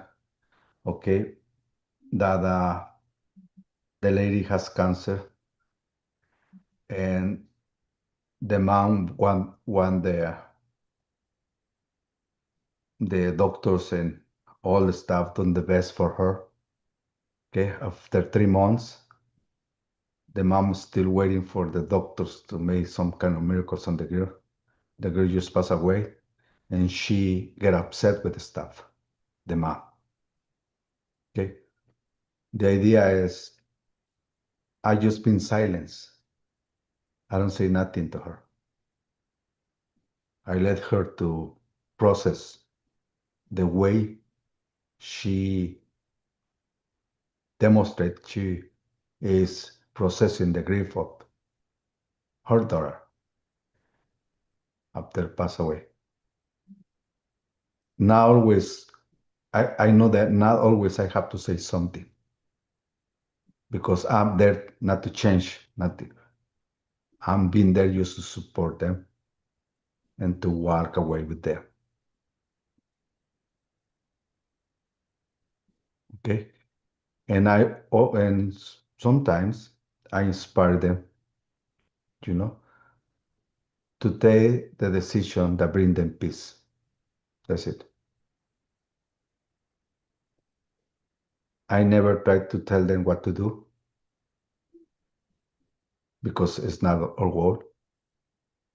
And I've been in a lot because in the hospital is in the end of the life of the patients, you can see families fight one each other, you know. As you say, one want to extubate and another ones want to just keeping it like that until they expect a miracle. But I find out that sometimes say nothing is the best you can say. Mm. You don't have to say something every time. Be there is a lot of times what you have to, or you can do it. What's your follow-up question, Alice? You're in the interview, and that's what he said. I'll follow up by saying the question that I want addressed, I've not gotten sufficient answer in that. The point I'm trying to say is to give me an example, we know that, for instance, compassion and honesty sometimes they clash. These two, they clash. You can be very compassionate, and but at the same time, you need to be honest, but you don't want to be honest because of compassion. They clash. And it's a lot of virtues that you find them, they clash, that you are in a situation in your clinical encounter where these two virtues are pulling against each other. And how do you resolve that tension where in at that moment? Maybe it's a complicated one, but where at the same time you feel this sense of compassion, but at the same time you need to be honest at the same time. But compassion is saying, oh, I will not be honest. I'm not going to say that because you are compassionate at the moment, but you know you have to do. So let me can I give a case in point? Okay, because this is just practice. It's Yes. awful. So in the interview, if they say, "Can I give you a case in point?" you check your time. And say, yes, but I'm also aware of our time. But you don't want to say no to the committee person. So you say, yes, but I'm also aware of our time. So they'll be specific because Alfredo, what's happening here is the kind of thing that happens in the interview. Okay. So go ahead, Alice. We'd love to hear it. Yeah, I'm just saying this because it is a practice section because I'm Yeah. practicing for myself now. For instance, there's this I had also shared, I think it's last unit or where I had this care recipient who became very transparent to me about stuff. And that my and the she had prefaced it, you don't tell anybody about this, right? So I say yes. And the condition for her telling me was that I'm not going to tell. And my heart was really with her. But at the same time, there's an ethical requirement that I have to be honest about when in in in being honest and tell, right? But you know that doing that is going to hurt her, and your heart says, no, I'm not going to do this to her. But at the same time, at the same ethically, you have to be honest. So in that, there is that clash there. So how do you resolve it? I'm not saying I did resolve it, but I brought it I think supervision that helped me resolve that particular one, which was not a helpful in that I had to be transparent. But anyway, so we get situations like that. Again, this is virtue ethic. These are two key virtues. Compassion, honesty is part of those key virtues, and they clash sometimes. How will you resolve that? Or specific situation that you if you've had specific situation in an encounter that allows for that. Okay, let me explain first, if I understand clear. How do you resolve this? We are not there to resolve nothing, to change nothing. That's where my thoughts are, where exactly she wanted. We are not to resolve nothing. We are there not to resolve, not to change, okay? But if I can tell you that when I face those situations, all I can say to them, to be honest, is sometimes it's hard to accept the process of life.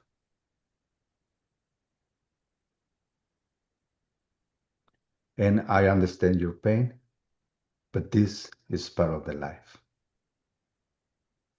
I'm sorry.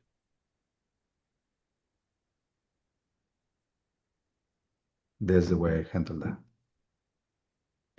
It is resolving the tension in you in terms of Yes. virtue ethics. And then also, Oh, okay. because you are honest with them, Okay.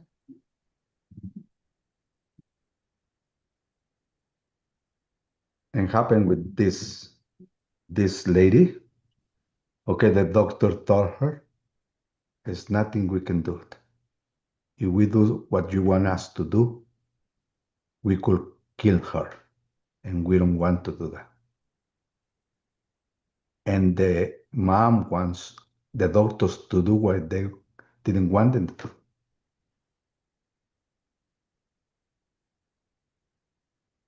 And I approach myself to the mom and tell her that.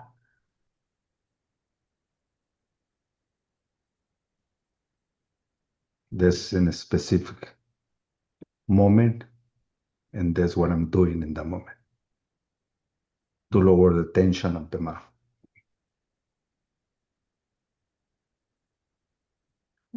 Because it wasn't about my tension, it was about her tension.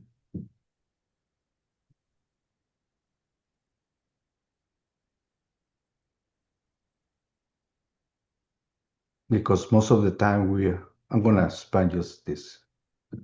Most of the time, all the parents are expecting a miracle. And a lot of times, be honest with them, lower the tension.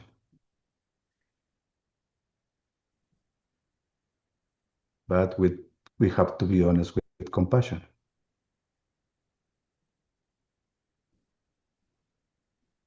I hope I answer your questions.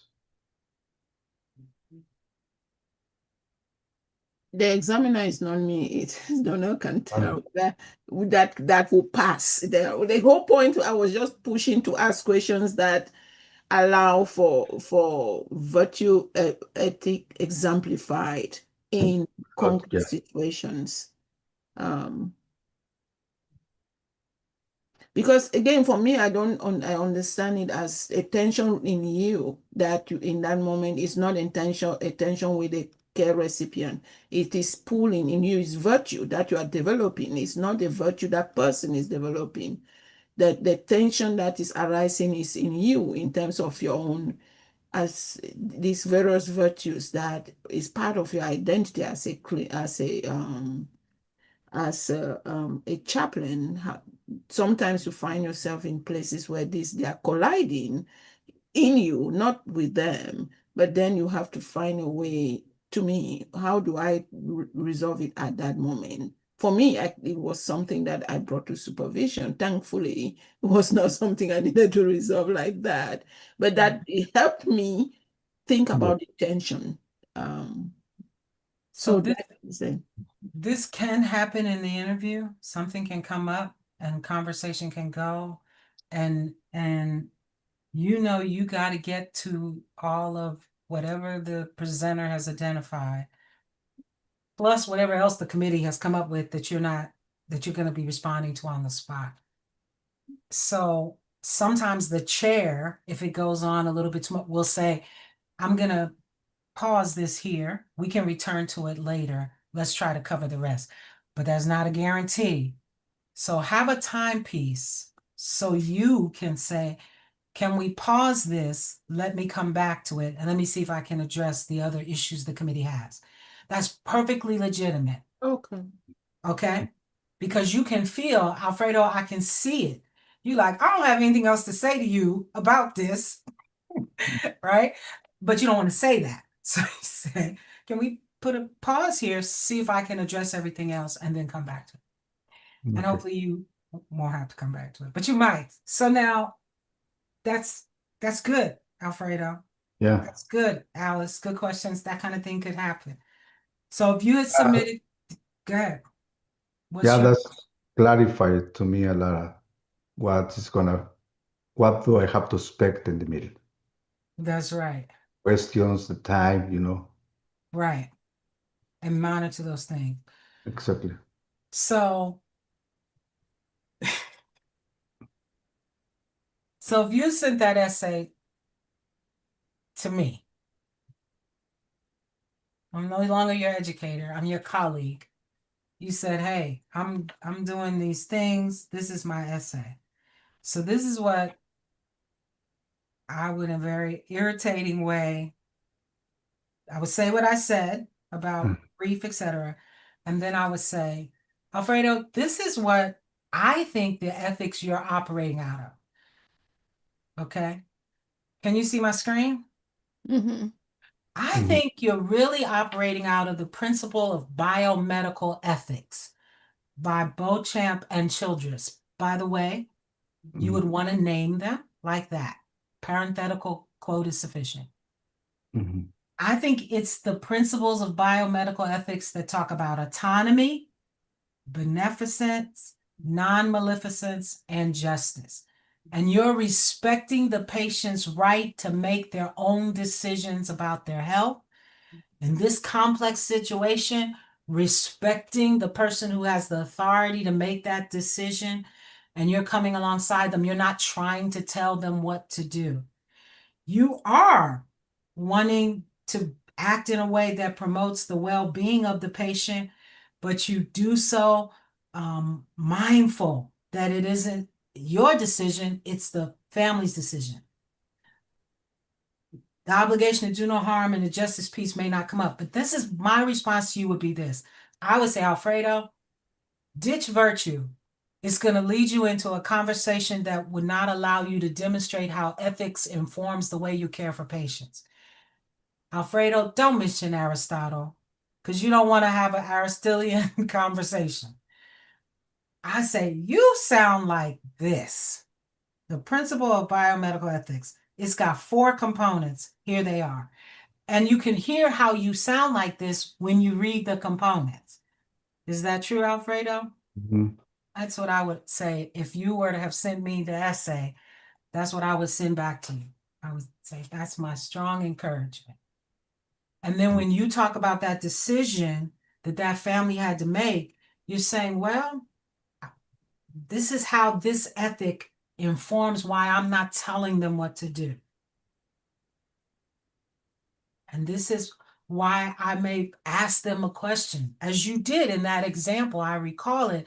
You asked the person to think, how would they feel about being in this situation because you were trying to get at doing no harm. So you just raised that question. And that's ethic of do no harm inform that question.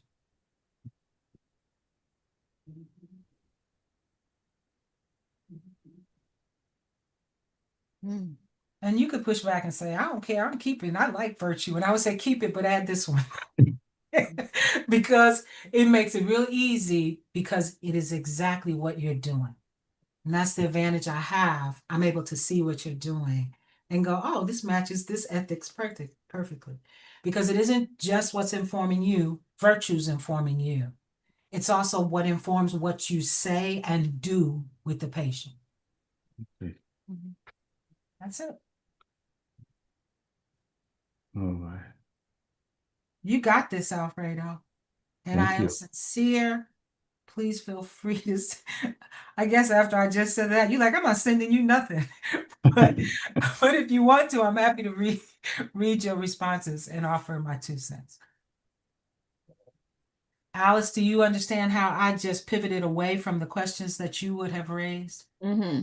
That's what So, I'm doing. do you suggest I'm that just it's pivoting better away. do you suggest this four principle biomedical ethics is what would be better for us? I'm clear it's what's better for Alfredo. I would have something slightly different for Kate because of her context. Audrey's still developing hers, but she probably will fall closer to that. And I think yours comes more out of a justice place. And I think you could have the conversation about virtue and explore both how it functions in you and how it functions in your caregiving. Does that make sense? Yeah. Kate? Mhm. Can I ask just one other question? So as I listen, I feel like we're going between super academic, like these language about codes and ethics and variations. And in my space, it's like super gritty. So I'm really kind of struggling to put one with the other. So I'm wondering if So maybe you could give some wisdom. it's not super academic. It's theory, whatever the theory may be, and you don't need a PhD in the theory, and how you practice because of that theory. Mm. So you literally don't have to understand any theory in great depth. Just what enough of the theory to tell me how it informs why you do what you do. If you go too academic, what's going to happen is what happened here. It's going to get into this deep conversation, and you're never going to have demonstrated the competency because you would have gotten drawn into this very deep conversation. So you want it practical, conversational. So just as kind of a cue, if it starts to feel that way, it starts to feel like we're going off on an academic tangent, that's a good time to do what you did and say, you know what, actually, that's not the thing I want. How about this thing over here? Yeah, Okay. pull it right back because then you know, hey, I'm going the wrong way. And so when you think about the other question, which was we did ethics and we did another one. What was the other one? 5. Alfredo. You're on mute.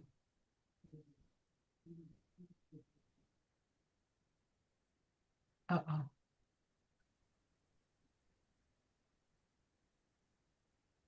The dynamic groups. Very good. So you picked Tuckman's, those 5 stages.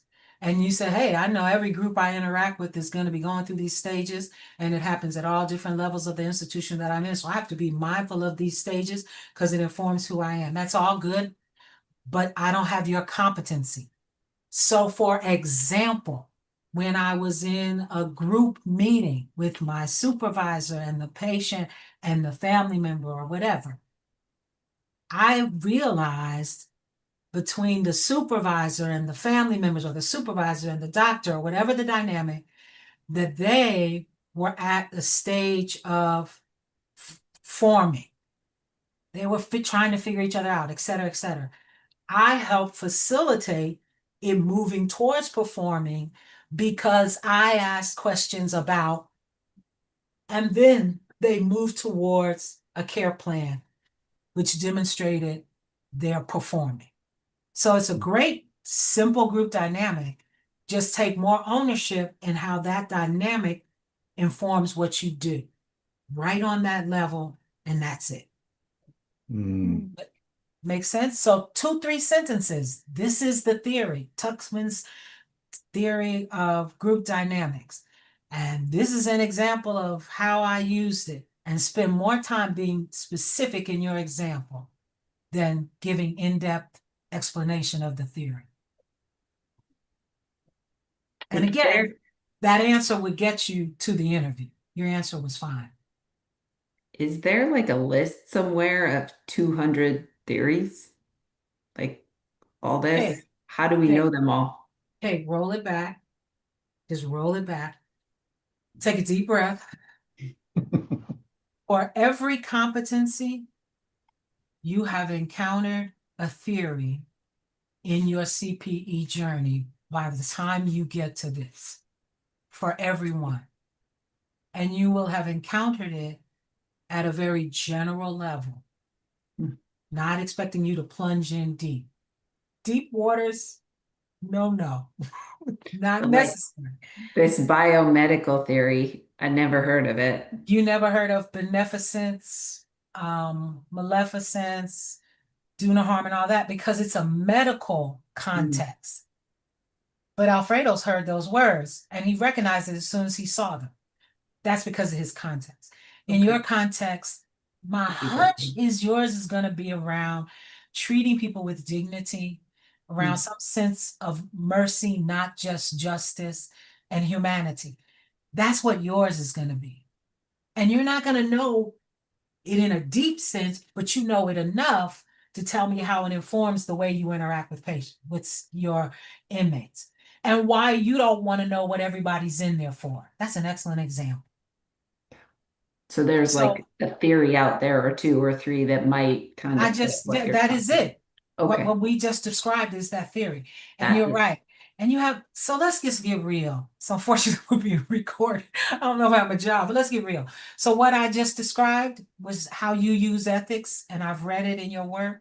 You literally could put that in Google and say, what ethical theories support these ideas? And Google will say, here's 5. And then you pick one that you say, oh, I saw this. We did this in CPE, and pick that one and use it at that level.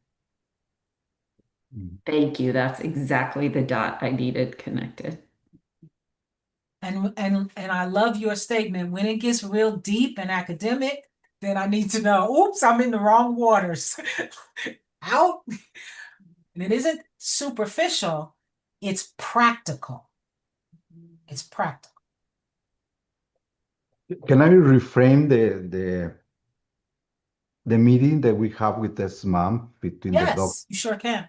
Okay, we are in a meeting with the doctors, the social worker, the mom, and myself, where they get into the storming process, and I help them.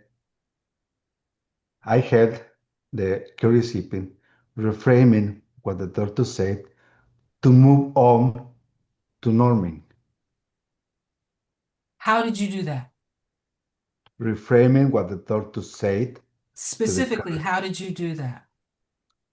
uh, the doctor told her that she wasn't willing to do what she wanted, and I reframing to tell the care recipient what the doctor says, that he is not willing, because if he does that, he may kill the patient. So reframing that, we move to, I And the help them move reframing to, was from want to the reality that the doctor did not want to kill the patient. exactly. That's a specific example. So to move normal, to move to from storming to norming. Yep. That's very specific.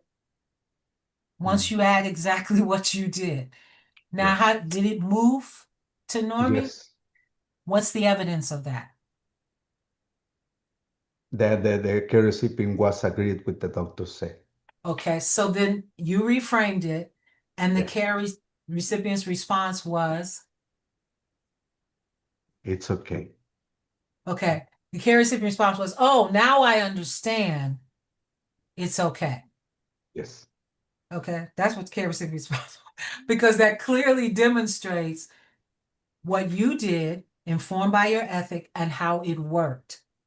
You were competent. Mm. That clear, Audrey? Okay.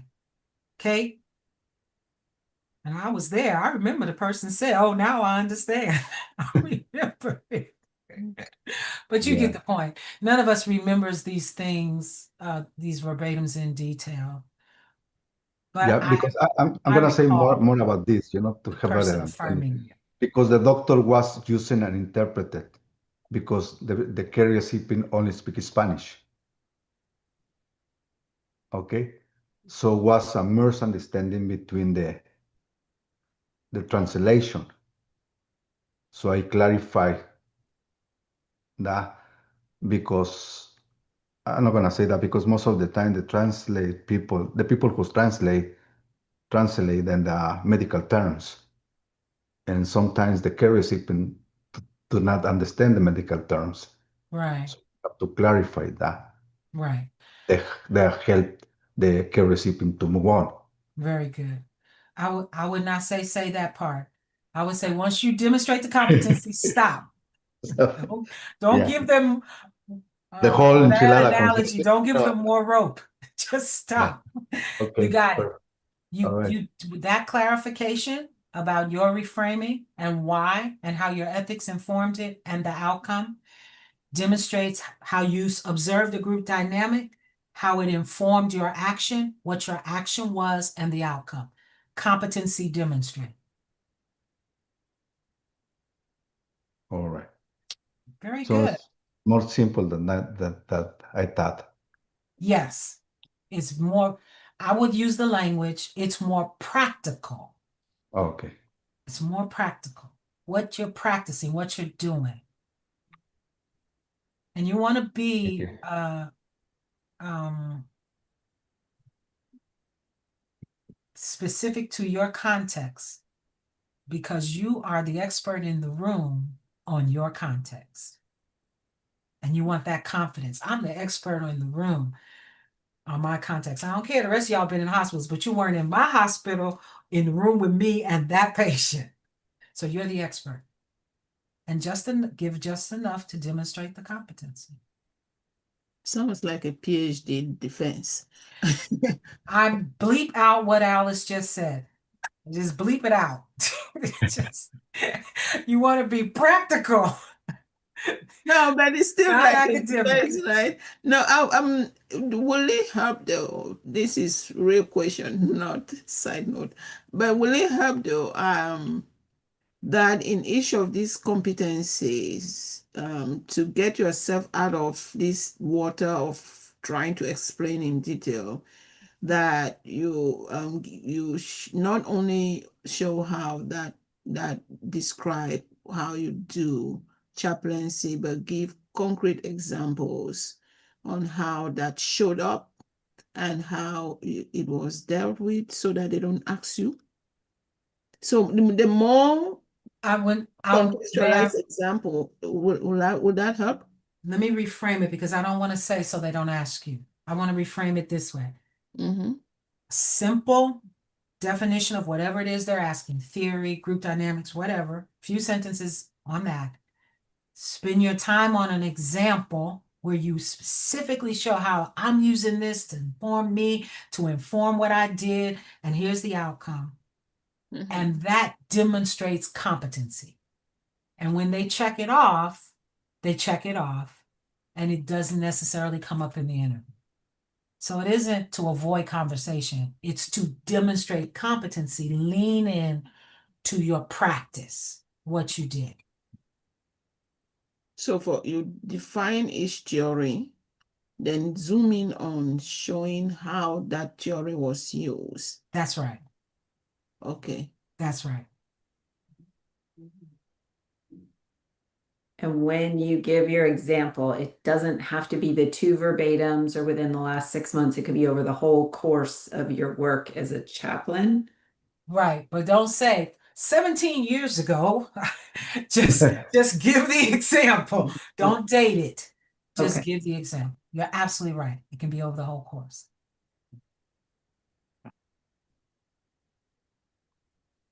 And you lean into being competent.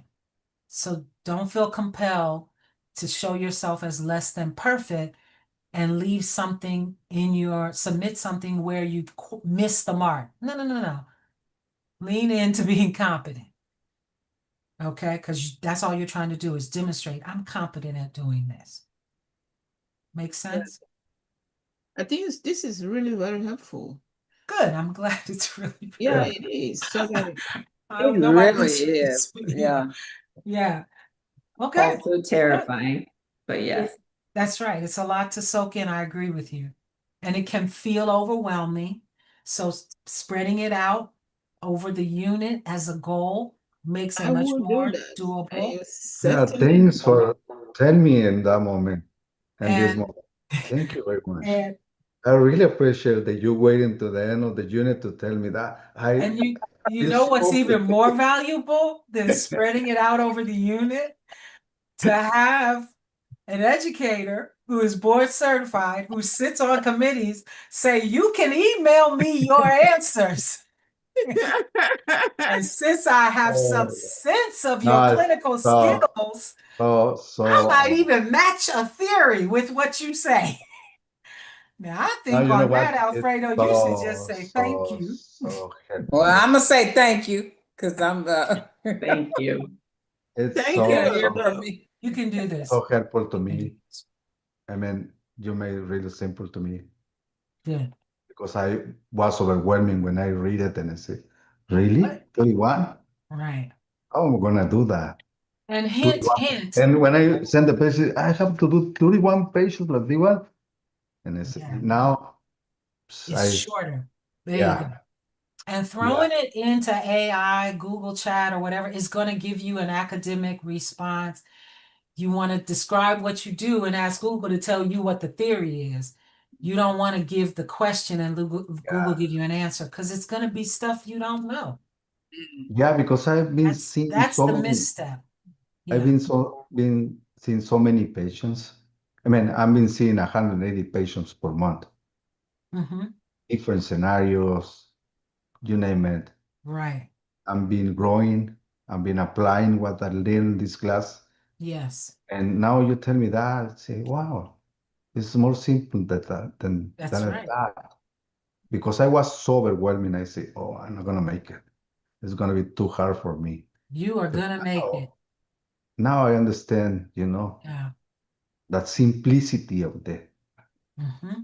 It's yeah, You that's have right. all the examples that you need to I need, cover all I those have more competencies. examples. Is Yeah. I have to know how to express it in the seat.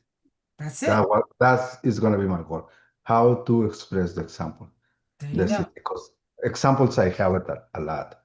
And Mhm. it's in I that mean, in that portal where you enter online, 300 to 500 words. No more than that. Competencies can pass with less, but no more than that. So a page, as you have it, Alfredo's are a little bit too long. They wouldn't all fit in the portal. That is good to know for me. It's short. It's very good to know oh for you. yes, that's good to know. But this one is easier though, because if it's grounded, it's like every encounter, it makes us become intentional in your care encounters too. When you go, like for me, when I go back to journaling, I start thinking, what competencies did this encounter, this particular encounter, like that you writing down these concrete examples that and then it helps also to complete it because you want to be intentional to ensure that those competencies are being met, That's right. you know. And believe it or not, they line up with your outcomes and your indicators. They're not separate. They line up. So the language will be the same. That's why you getting that language now, Audrey, going, is that what they meant? Couldn't they have said that in a simpler way? Yeah, you're right. They could have, but they didn't. So you'll begin to recognize, oh, this is that, and that is this. So yeah, it begins to make sense. And then by the fourth unit, it's doable. I don't think first, second, or third, it's really doable. But it's helpful to look at it so that you jump on it as a goal in the fourth unit. So very good. Practical, practical, practical. That is the key, practical. Yep, that's the key.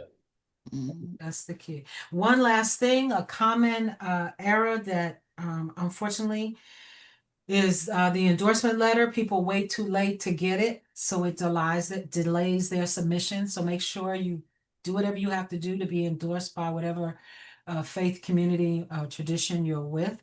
I sure hope that, I wish they would do away with that. But anyway, and then the other somewhat common thing is you get your presenter's report, and in isolation, you review it and you make your notes. With all due respect, if you understood it the first time by yourself or with what you submitted, you wouldn't be here. But it's because you're not getting something. Don't do it in isolation. Have a colleague. I don't care if you get 10. You might have 10 questions. I can't even remember how many I had. Have somebody else read it with you because you're missing something. And the presenter should write something besides it didn't meet. It should write it didn't meet and this is why. So you'll think you got it, but you didn't. And so then to get it in the interview takes too much time. That's the only problem with getting it then. It just takes too long and you don't have that kind of time. So send the report to someone else and make sure you really understand what they're looking for. Cannot emphasize that enough. Okay. All right. This is a good time for some self-care, and you need to take some deep breaths. This is a lot. It's coming at you in a different way, and all kinds of feelings are coming up. But I'm glad Alfredo is like, I can do this after he tried to jab me for not telling him sooner. So I'm going to invite you to take, I want you to have your full 30 minutes. So I'm going to add 5 minutes. I want to invite you to just take a moment to kind of let all this go and hear this. You are capable of doing the board certification, and you are not alone. I'm honored as your colleague to journey with you in doing that work when that time comes.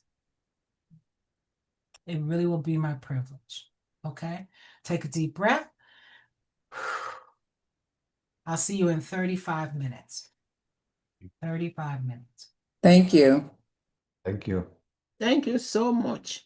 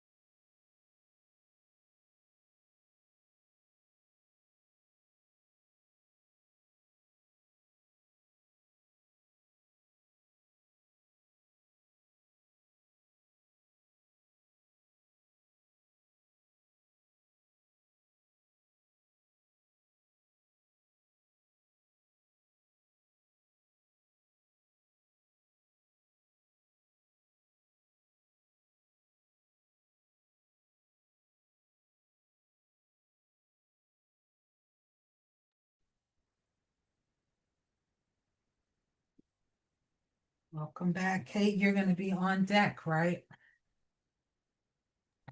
Yes. I have a quick. I have something that stayed in my in my mind after we broke, and you said, "Can I get a list of 20?" 200. Like the thing you referenced, I never even heard of, never even, I'm like, what's out there? I don't even know. So it draws me back to Audrey's question. There are only 6 of the competencies that are the integration of theory and practice. I intentionally chose one of the easier ones, group dynamics, and the hardest one, ethics, so we could look at it tonight. There are only 4 others. So all the other questions, they're things like, how do you make a contribution to your institution? How do you provide interfaith, multi-faith, or persons who don't have faith, spiritual care?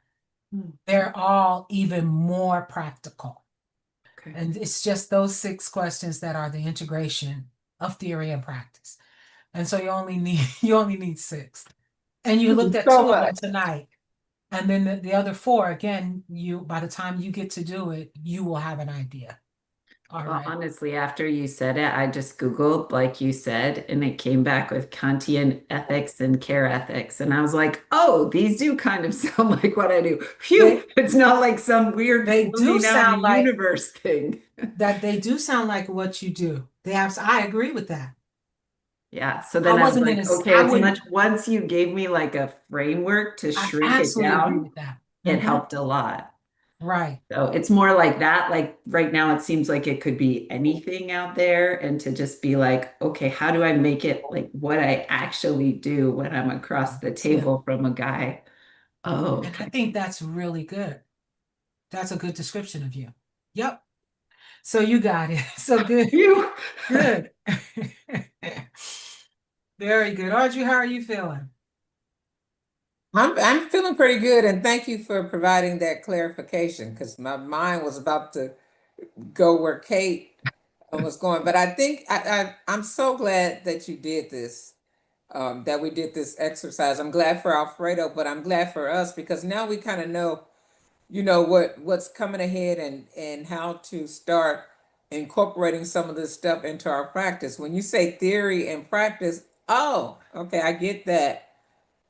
So yeah, no, Yeah. this was really Good. good. I'm glad we were able to do it. Good. Good. I'm glad. I know Alfredo's close, so let's give him another minute. And then don't let me forget to go over some logistics with you, please. Like make sure we're all on the same page for graduation and what's expected of you.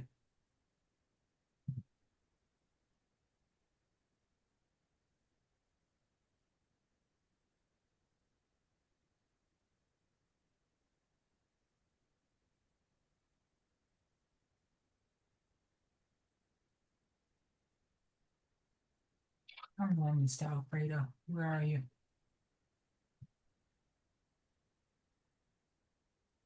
Kate, you scared him off with that 200.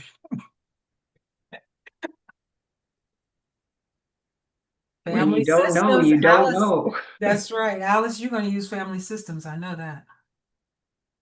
Absolutely. Ethical care, Trauma-informed care. trauma-informed care, all of that. Yep. Yeah. You only got 2 more to Yeah. go. And That's 4 of yours right there. All yeah. right. Kate, take us away. All right. Let me share here. Okay. I noticed, can you all see that? See it? Yeah, okay. I noticed the format Audrey used was different. When I used mine, I copied what was in the handbook and I used that formatting. So hopefully that's okay and I didn't miss something. Um, but let's see. Scroll down. That's the correct format. That's the one. Okay. Okay. So, Audrey, you'll morph yours into this format before you submit it. Where was that? It's in the handbook. I think it's 512, 5.12. It's in there. Okay. Okay. Okay, go ahead. Okay. So symbol is the one I used earlier. Still fits for this season of my life. My background, I won't read it again. I added a couple of things to it just as I kind of start to uncover all the layers of my background and put it into words. Learning goals, basically the learning contract. I do feel like I was able to accomplish everything that I laid out. I don't know that I need to go into that specifically because I feel like my verbatims and my discussions with you all and my outcome indicator document that I turned in every week addressed them. I will say one thing that was not something I wanted it and I didn't make it a concrete learning goal, but just kind of around words and how I use them and getting better at that. That turned out to be something that was kind of a sideline learning goal to everything that was here. And I talk about that part a little bit below. So I'll just go right into the indicators. And basically, starting with narrative history, I gave myself meets expectations all the way down. I really do not like this subjective way of grading myself because if you're an overthinker, this is like the overthinking exercise of the year. But I went with meets expectations mostly, and then one or two deviations. So my comment, my heart is drawn to the lost sheep. I felt lost many times and am convinced by my own experience that God meets every person where they're at, regardless of circumstance. Over the course of this class, I've had instances when old narratives, especially those connected with abuses of power, trigger big feelings inside of me. Yet I've also been able, roughly 8 or 9 out of 10 times, to navigate internal dialogue and respond with professionalism. At first glance, my social identity descriptions seem straightforward, but tucked inside it are some inverted experience. My parents, now retired doctors, grew up very poor. Each experienced the death of a parent or a sibling in their childhood. Each started life with debts. I remember feeling anxious about money a lot, but we were never hungry. My current social class holds power, but I've also experienced violence, physical violence, and abuse of power. I've been a Christian half my life and everything but Christian for the other half. So I include all of this to say that in one sense, I'm located, and in another, my locatedness feels transitional. Life is always changing, and experiencing life as a series of changes informs my approach to spiritual care. I still have a lot to learn about the intersection between care and social identity. As I grow, I discover deeper underlying assumptions of myself. Unhelpful ways of speaking and behaving are embedded inside me in curious ways. I'm more and more aware of these assumptions and habits as they surface during care encounters, but tend still to reflect on them after the fact rather than forestalling assumptions as they leave my mouth and body. So that's like right at the cusp of what I'm getting better at. Self-awareness of self and others, self-care practices. Again, I put meets expectations down there, intercultural and interreligious humility. I gave myself exceeds just for a level 1B because I feel like that's like the bread and butter of my job is caring for all the diversity of faith experiences that come through jail. So first I talked about self-care. Self-care.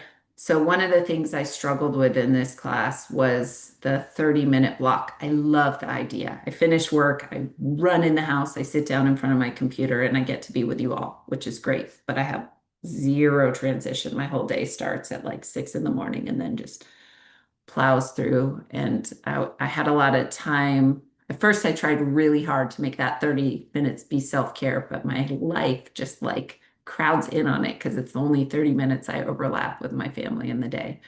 So, first, I felt bad about that, being a very grade task to do oriented person. And then when I sat down and really worked through it, I I discovered I've already woven it into my week in lovely ways. I do my community volleyball with just a mishmash community every Tuesday. I plan work around it.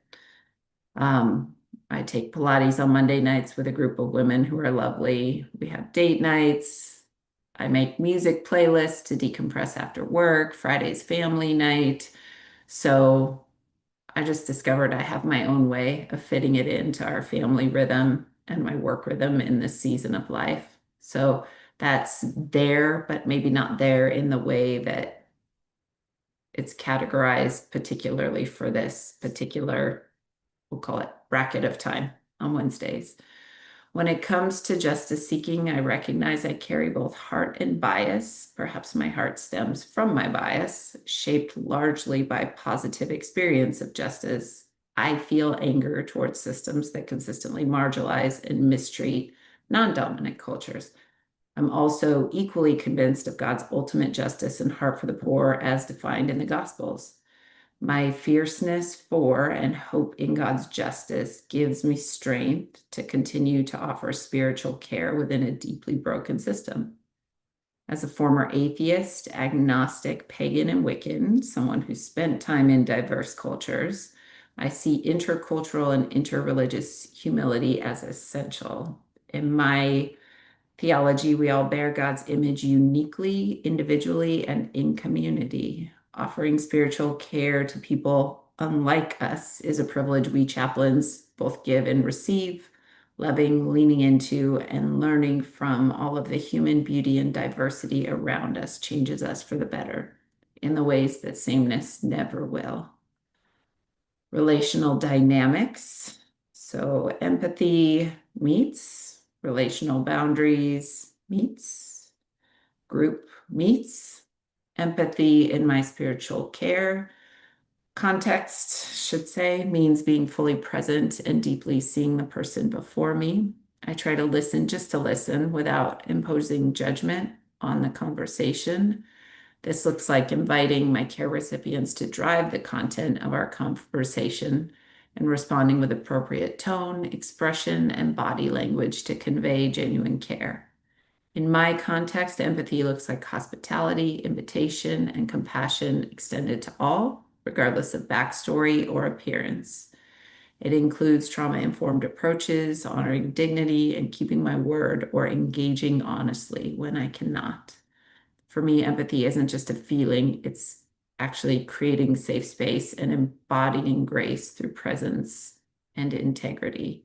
And I would probably add consistency there as I reread it. Boundaries in my care work ensure safety, respect, and fairness. I balance one-on-one time as equally as I can between care recipients, maintain ethical boundaries, and set clear expectations around appropriate language and behavior. I protect my own family boundaries fiercely, especially in connection with my teenage daughters, and do my best to foster safe group dynamics. Those I serve have expressed appreciation for the feeling of security these boundaries provide. For me, being consistent about boundaries while in jail fosters trust and healthy connection with care recipients. At this stage, I feel like I can recognize and apply several theories that inform group dynamics. I did my best to think about and list these here, even though there's not 200. Erickson's, Tuckman's, affect, the big five, various role theories, cultural competency, and trauma informed. One of the things that I thought that I would like to learn more about is some conflict resolution models. I don't know what they are. I'm guessing they're out there. And then just the way that groups work, like group dynamics, not so much forming, storming, norming, but in our space, what we get is a lot of chaos coming together as a group and different dynamics emerge out of that. So I just thought of that as something I would like to better understand. Spiritual care interventions, power dynamics and one's authority. Again, I did meets for power dynamics and authority, communication styles and skills, including trauma-informed approaches, develop spiritual care relationships. I think I get a lot of trauma informed in my job. And so that's something I'm a little bit more comfortable with. Using spiritual resources meets, I put using spiritual assessments needs improvement because usually when I engage people, that's not how my brain goes. Usually I meet someone in more of a crisis space and kind of triage and then send them on to someone who kind of deals with their ongoing spiritual needs once they're stable. Maybe that is a kind of a spiritual assessment, but um, I don't really think about it in those terms, so I could probably improve at that. And then documentation for my role, thankfully, it's not very much, so I meet it. For me, power is not positional or physical.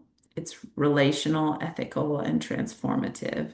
Chaplains sit at the bottom of the jail power hierarchy, so I tend to rely on humility and influence rather than outright attempts to assert authority.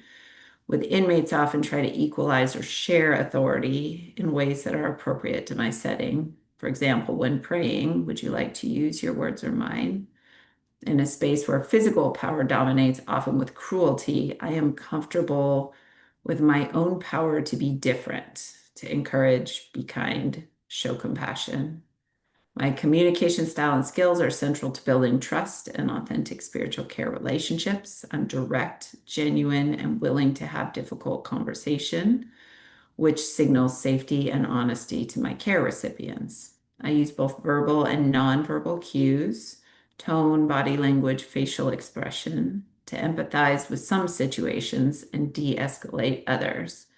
I try to approach everyone respectfully, consistent tone of voice, appropriate pronouns, regard for personal space, foster dignity and predictability, reducing is incarcerated person attempts at manipulation while encouraging openness.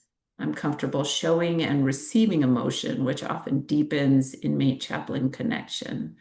Additionally, I integrate trauma-informed principles, ensuring sensitivity to harm and creating a space where individuals feel safe enough to share their authentic selves. As spiritual resources go, I work in a pluralistic space. We offer a wide variety. We have multiple Bible versions, multiple holy faith books, so like Quran, Bhagavad Gita, Satanic Bible, multilingual. We've even got Satanic Bible in English and Spanish.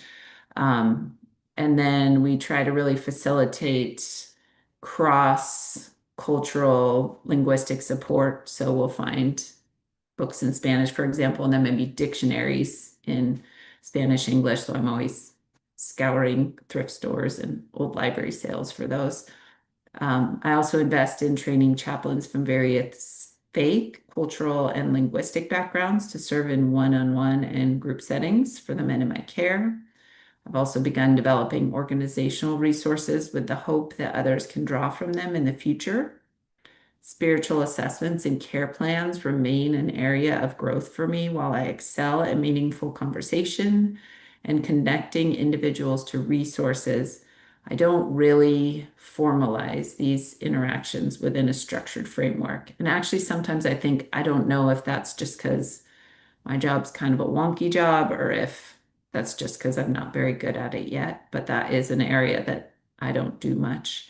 Documentation in my space is limited to daily and monthly statistics, which, not informative on a small scale, do comprise a key part of our organization's marketing and visibility as a whole, because I have the bulk of the men. So my documentation adds really significantly to the numbers we send up the chain and that the people at the top look at when they see how many are served. For professional development, I put clinical method of learning, meets expectations, ethical issues, and seek consultation. I probably exceed in that because you just jail's kind of funny in that you really need an ethical radar. Things just veer slightly off, and people will um, leverage something that's slightly off to go a different direction very quickly. So you always kind of have to have this sort of compass inside of you that you're comparing every interaction, every question, every exchange with. So I think ethics is high. Meets expectation for the rest, professionalism, consultation, feedback, receiving feedback and offering feedback, and then working with the larger care team, making referrals. I think I do that just fine for my stage. Um, and then, of course, researching is more and more integrated to how I speak about things, how the world, how what's out there in my field impacts what I do. I'm learning to articulate that better. The clinical model of learning feels like an underlying hum in my life these days. I act, reflect, and act again, whether through CPE verbatim and reflection, conversations with my boss, dialogue with peers, or guidance from mentors. As a lifelong learner, I seek opportunities to try, fail, learn, grow, and change, demonstrating commitment to ongoing learning. Personal ethics are central to my work. In jail, there's no room for chaplaincy gray areas. Everyone's watching, and the choices I make are largely public knowledge. I hold these ethical lines firmly, both in personal behavior and in maintaining appropriate personal and professional boundaries. At times, I see ethics abused by those who hold power, which can feel disheartening. Still, I know that me choosing a different path matters and positively impacts my space. My rule of thumb, if something feels like an ethical issue, it probably is. So I can check in with one or two trusted people, and this reflects ethical practice and consultation. In terms of, what was it, commitment, I think, how I do my job. When I'm on call, I take pager calls in the middle of the night, treat that responsibility seriously, often beyond expected timeframes.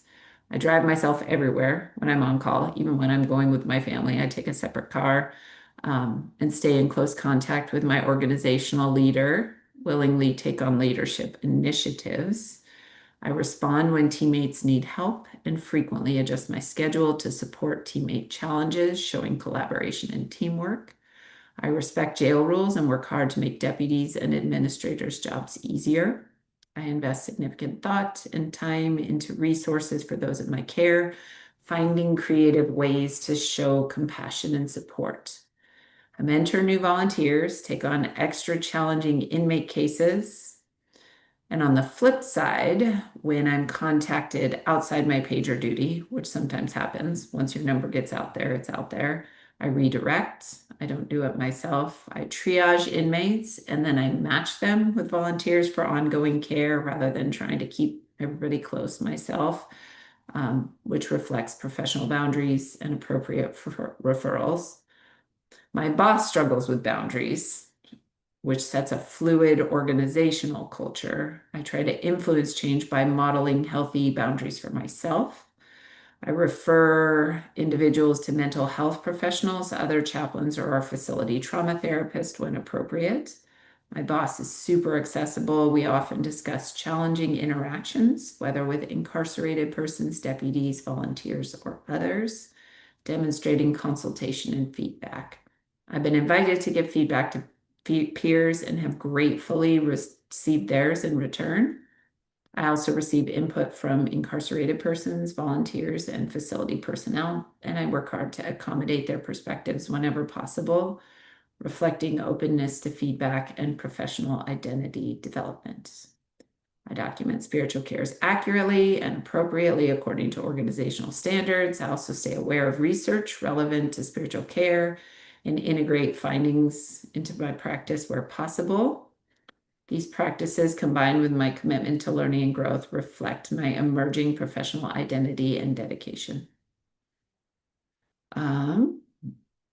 Discussion of supervisory consultation. So I put supervisor, my site supervisor. She's phenomenal, present, accessible, compassionate. She's taught me to think and move in this world in entirely new ways for the betterment of myself and those around me. A mentor like her is really rare, and I feel really blessed not only to find good mentorship here, but with my boss at my site.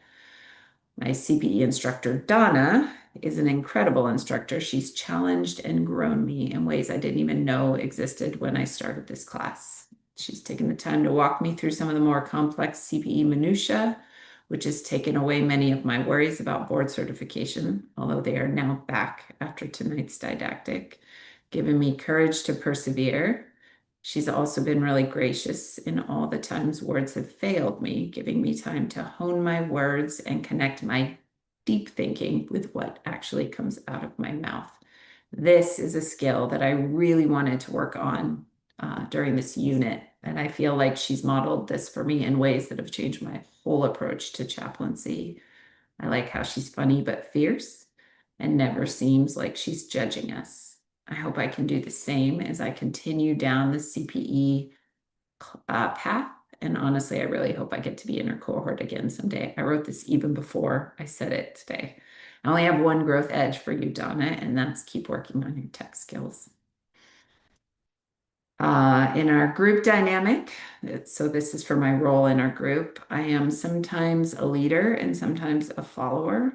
I feel like I lead through being vulnerable and receive my group's responses in ways that help our group strengthen its connection.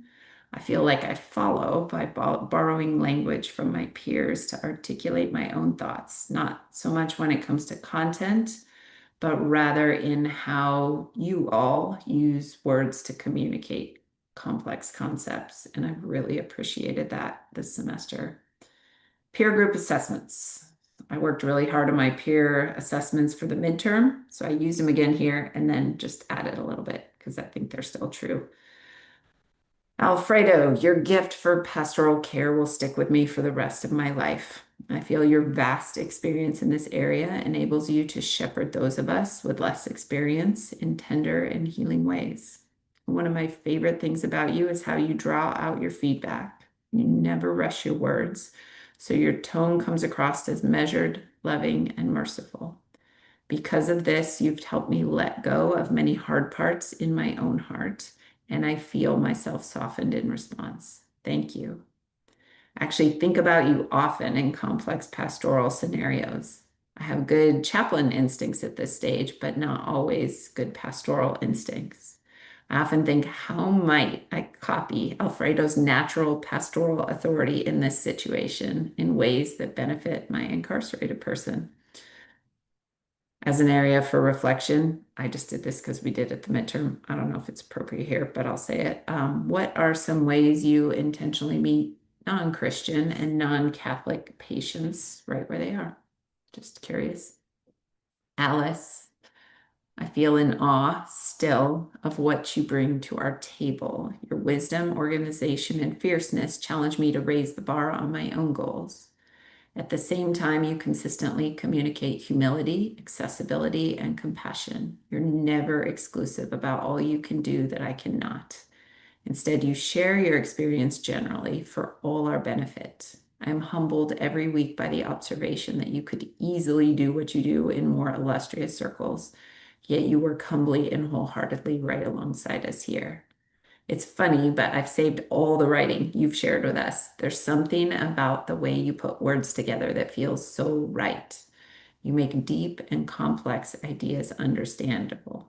I realize this comes from being an awesome professor, but at the same time, it's healing to me to hear how you put things that feel too big for me to talk about into such elegant and eloquent language. I shall continue to try and emulate you even after this class is done. As an area for reflection, you said once in class you wouldn't be very good at corrections ministry.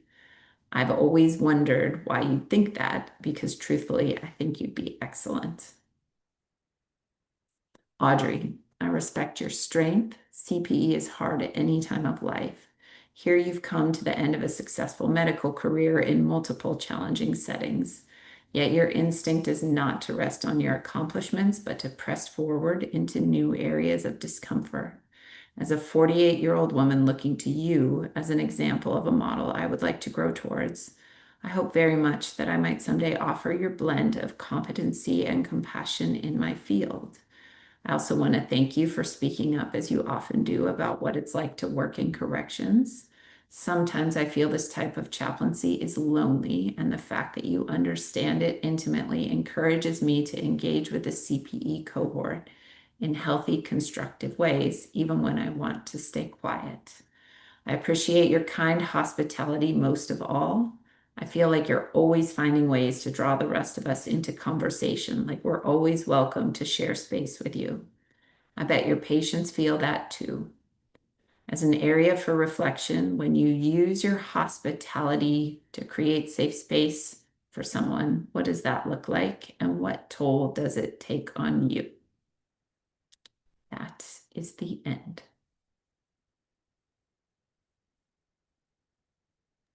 Congratulations. Are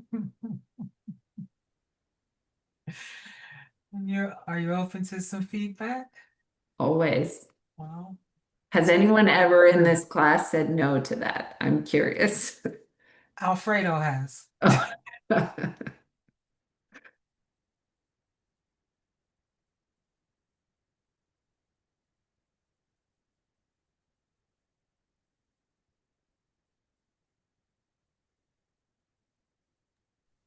For someone who says she lacks words, that was excellently profusive. Kid, this is the first time I've seen you written that one long. You're an excellent person of conciseness, but this is really one of the first time I've really seen you use words the way you do, and I'm like, wait a minute, this is kid or what, you know? But this is good. I really, really, really, really like it. Thank you for what you say about me. I appreciate that. But I really love it. It is very clear. It is talk about contextualizing this evaluation within specific issues, specific encounters, specific experiences. And I really love the glowing way you also appreciate your site supervisor. And I love that deep appreciation. I'm like, wow, that is, now I'm like you, I do not have words to really articulate how profound I think this is.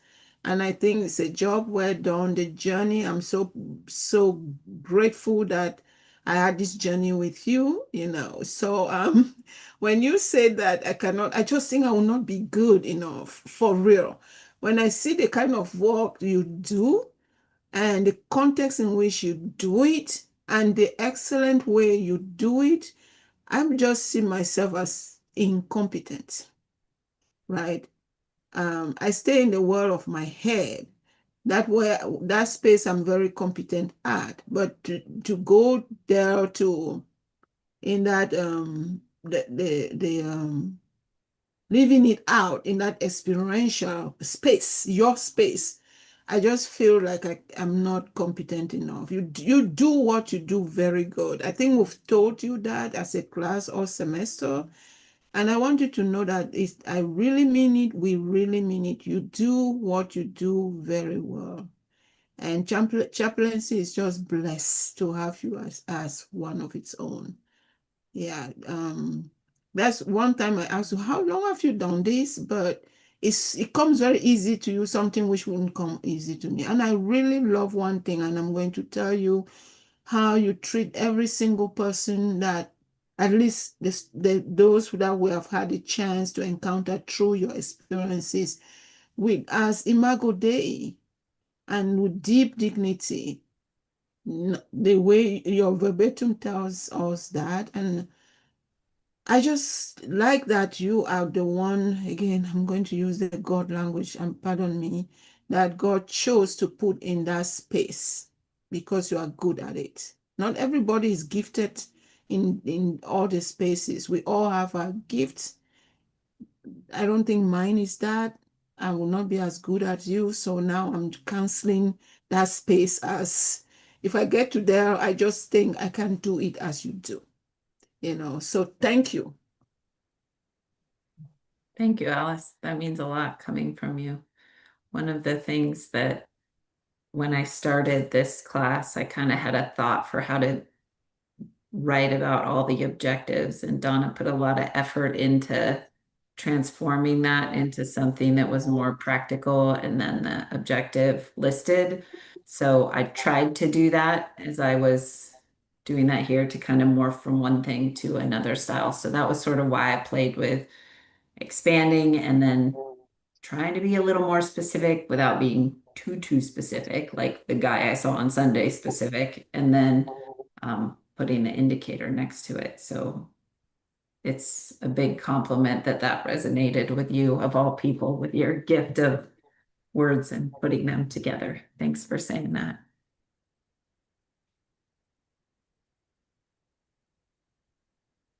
I agree with Alice. I actually can see the growth in you. I thought you were good from the very beginning. Remember, I told you you never wavered. Well, no, there was some wavering here. You have gone up a notch. When I was looking at you and I thought, oh, she's so consistent and always able to find some type of feedback, some type of words to give. But in this, your final evaluation, I think you did a wonderful job. I mean, I got a real clear um, picture of your journey from the beginning of the semester to the end. And the only thing I can think of is I want to be like her. I want to do that. You did very well. Um, One of the questions I had, though, you had talked about being on call. And even when you're on call, you take separate cars so that if you have to leave. And so my question is like, what type of calls would require you to have to leave your family and report to work, to report in to the jail? It's a good question. There's two main ones. First is at booking. California passed this law called SB 309, where the politicians were like, everyone should be able to bring any religious item into jail, which you can imagine in all the varieties of religion works out pretty crazy. So if like a Sikh comes in with holy knives, that can't go into jail, or a Brahmin with a cord around his chest, that can't go in because it can be used as a strangulation tool.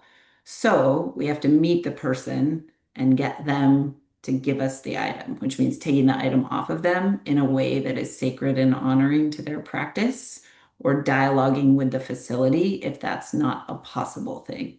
So there's some county liability in there, there's some human dignity in there, there's some safety for everyone in there, and we kind of get to navigate that gray area. So they'll call us in booking, like literally when the police brings the person off the street and we go meet them.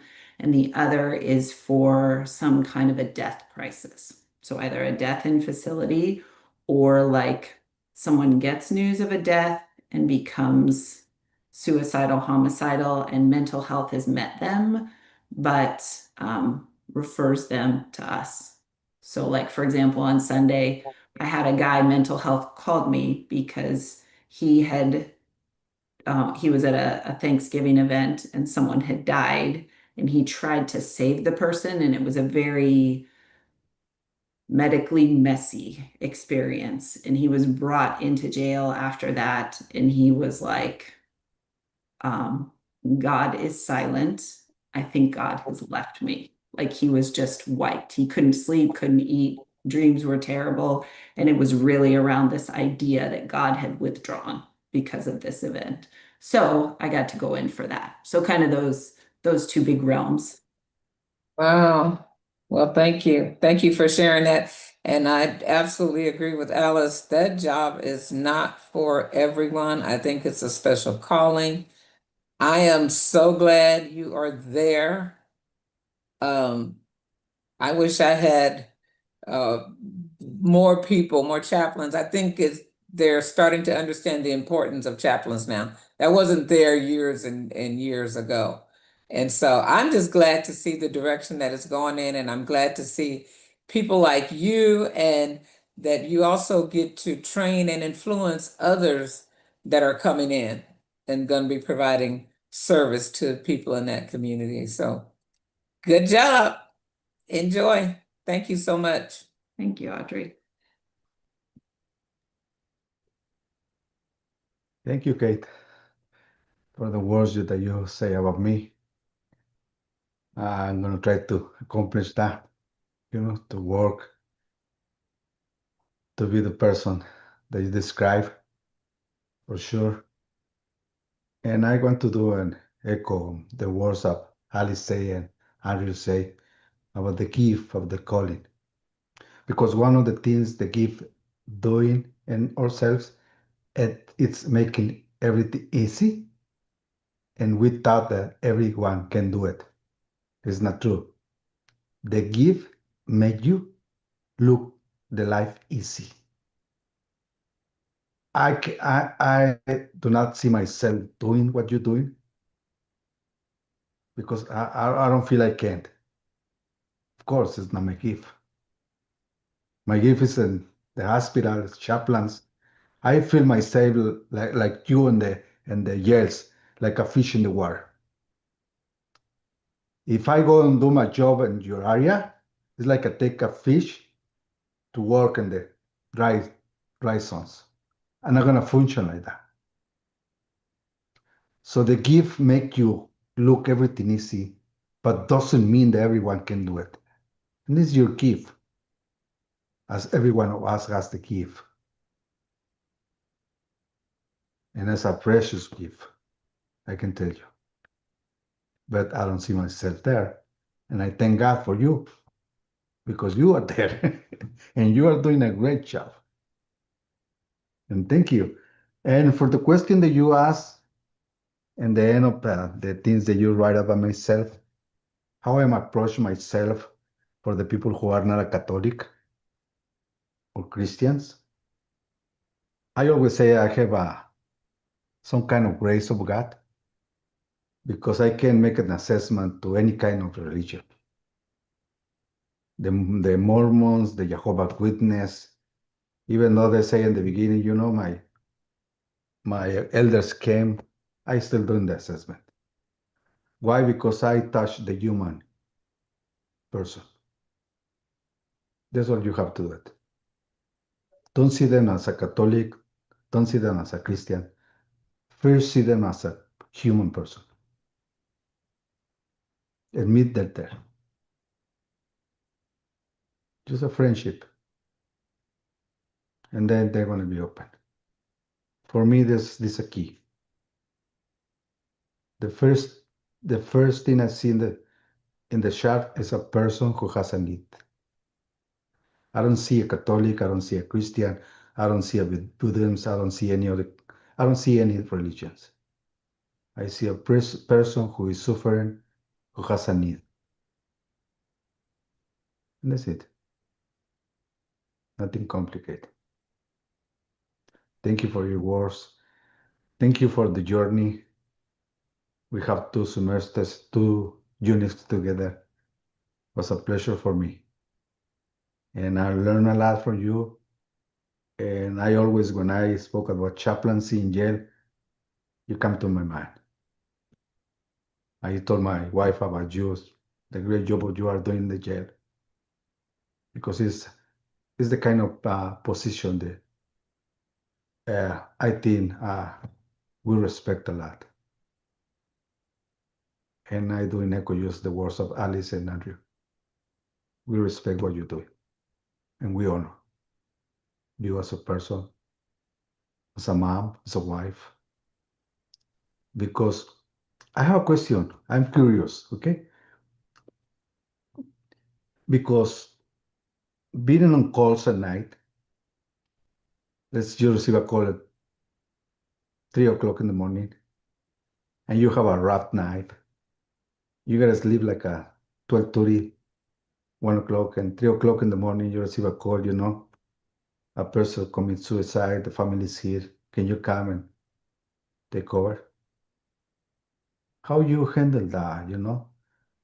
You should wake up, you almost sleep and driving, to your job, just doing the things in your eyes, try to wake you up. How you handle that process? Yeah, when I'm on call, I'm just always alert.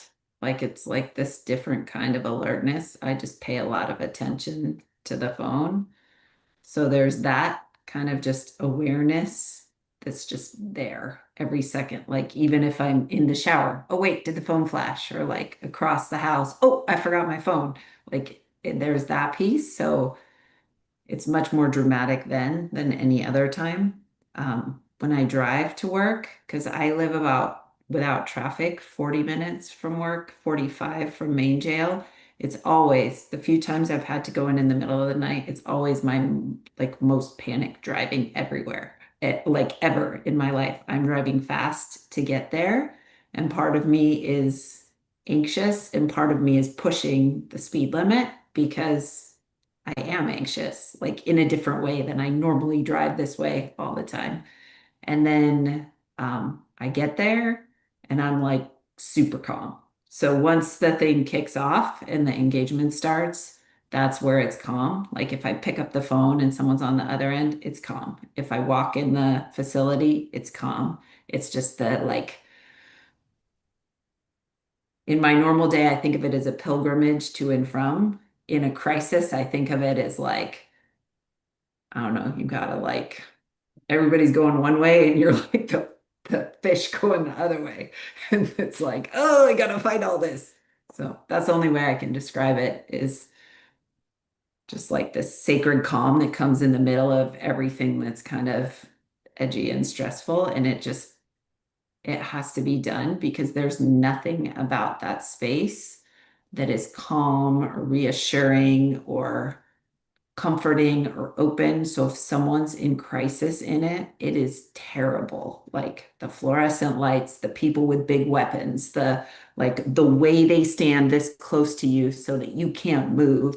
And I can sit with a person and they all just back away. So it's kind of one of those things that when you use it, you just have to be so confident in how you use it that people go, okay, if the chaplain doesn't want us to like guard the guy right here, we're not going to do it. And part of it's like, I'm next to a Yeah. big drunk tattooed guy. Like this is a gamble, but at the same time, there's something about it that's just like, no, it's got to be the right thing to do. And I tell you, they respond.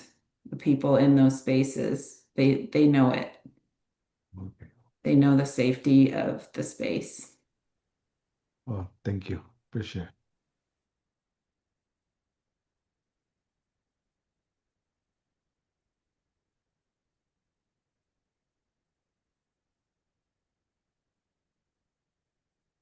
Well, thanks, guys. Thank you all. You guys are a tremendous part of my growing and the gladness I feel. I really appreciate each one of you. Kate, is there a difference between correctional facility? I think you've said it before, and prison. Jail and prison are two different things. So, jail is where you go while you're waiting to be sentenced. In general, California is kind of messed up about this now, but in general, jail is supposed to be you're waiting for your sentencing. And then once you're sentenced to time, you get transferred to prison and you serve your time in prison. Roughly, that's how it works. So, the way I describe it is prison is actually really stable. Everything there kind of runs according to a rhythm, and you do your time and you're done. Jail is like a rolling hot mess. Like whatever's happening out there comes in, and then that's what you're dealing with as all of it de-escalates and goes a different way. Oh, okay. That's why prison is more calmer Mhm. than the roller coaster one you have. It has its different drama. So there's always prison politics and what happens when you're anywhere for a long time, much like probably in your university is like groups form and power dynamics form and antagonism, all of that's there. There's a lot of, for example, gang politics in prisons that's really entrenched. Jail, it's there, but it's always kind of a mad scramble because people are turning over all the time, but they also know each other on the outside. So it's just a little bit more unpredictable in jail than it is in prison, Mhm. which for me, again, I like it. I think actually I wouldn't enjoy prison as much because it's much more routine and I like not knowing what's going to be in front of me when I walk into work. It's one of those narrative history things, I guess. Oh, wow. You like chaos, huh? Yeah, it's mostly because I don't feel chaotic a lot. So I know that when I go in that space, I can bring that energy in a good way. And I don't mind chaos around me. It doesn't bug me and it doesn't really rub off on me. Okay. Wow. Thank you.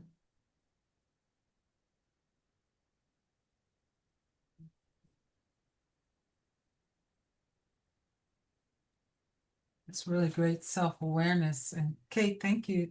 I agree with all the feedback that you've got, and I'm also appreciative of the feedback that you've given me. And I have to think through some ways to intentionally address the area of growth you're inviting me into. So thank you for that. I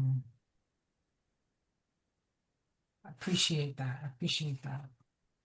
I um I heard in your words the way that group dynamic theory might be a bit of a misnomer, but everything you listed certainly contributes to the dynamics that are operating in individuals and individuals within a group. Group dynamic theory specifically looks at the group process. So some of the things you listed would be thought of as purely personality. Mm. Um, and yeah, I was like, oh, the term is not a good term. But group dynamic theory, when we're talking about in the ACP, is specifically a group process. Mm. So describing the theory of how people function in a group, and it can be, it could.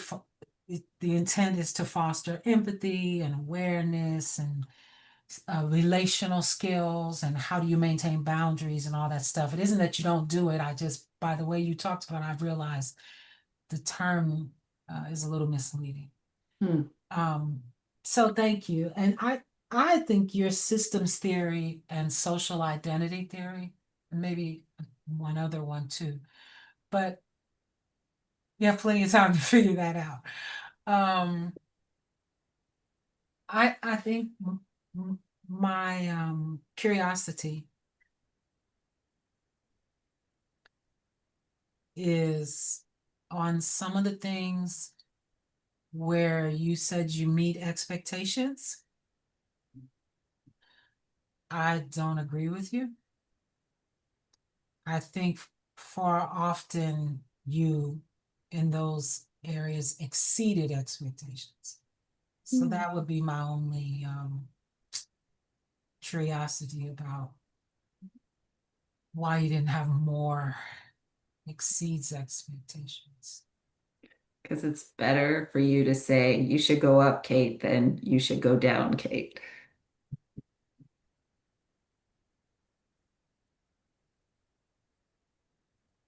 I was honestly thinking the same thing as you were going through, and I'm like, she exceeds expectations in that area. I mean, I know I'm an amateur, but I agree with Donna. I think you exceeded. I think you were very modest, I guess is what you were being. Give yourself a little more credit. Sometimes it's hard, I feel like, because I don't know the full scope of the pool. It's just me doing my job, being me. And I imagine that probably there's some way of looking at this spectrum of what I do every day. And if there were, say, 500 people and I had an idea of where they landed, then it might be easier to relativize. But I think it doesn't actually really matter to me if I exceed or I do. I just do my job and I'm good at it and I love it and I care. So call it what you will. I am I'm glad just to be doing it well enough to get to go to work another day and do it again is kind of how I think of it. That's so helpful. So you sort of think of it, if I'm hearing you correctly, in comparison kind of to a broad spectrum of others. And Just that, like, if I'm gonna relativize myself, I probably need something else to compare it to. But for myself, I don't actually care where it lands as long as it's, let's say, competent or above. And even if it's incompetent and I can identify it, I don't actually really care because all of this is just for me and my growing. So I kind of just did it that way. I like my job. I do my job. I'm decent at my job. It's great. That's for me, it's more just checking a box to go through that grading rubric. But if I really wanted to think about it as like for level 1B CPers everywhere who are filling out this 1B application with all of its objectives, I would kind of need to know more 1Bs to put myself in that framework.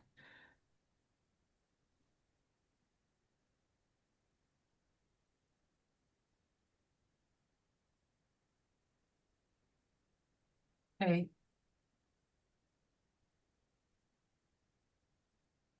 as the categories describe competencies, you often exceed what the category describes as the expectation. 1,000 people in the room, or just you?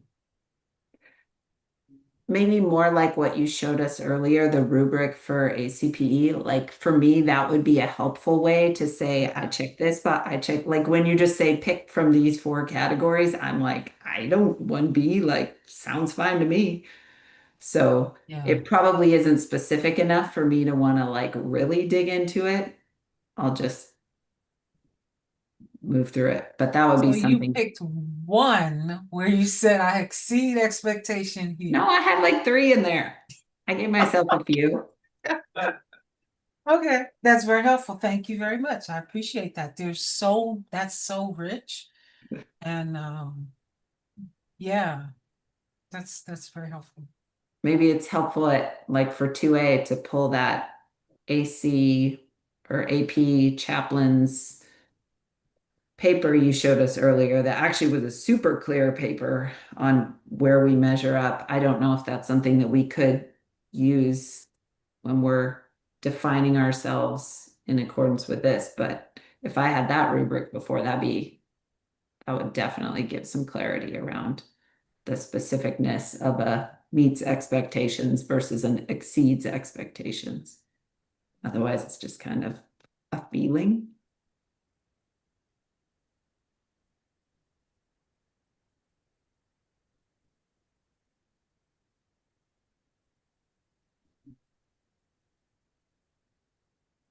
Hey, if you deserve something, get it.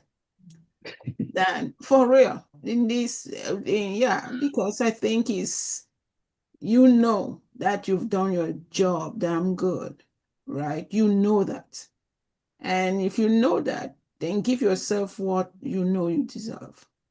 Yeah, You I know, think and I'm a little. you're humble enough. You're a very humble person enough that if Donna said down, you put down without it being a big deal, right? But I think it's better to just and I don't know who was even though I have the first unit, and somebody also said that give yourself what you know you deserve. Yeah, Period. You know. I think for me, honestly, it doesn't matter because I know I'm really good in that space, like the way I want to be, so people can label it whatever they want. But I'm Right. fine just Right.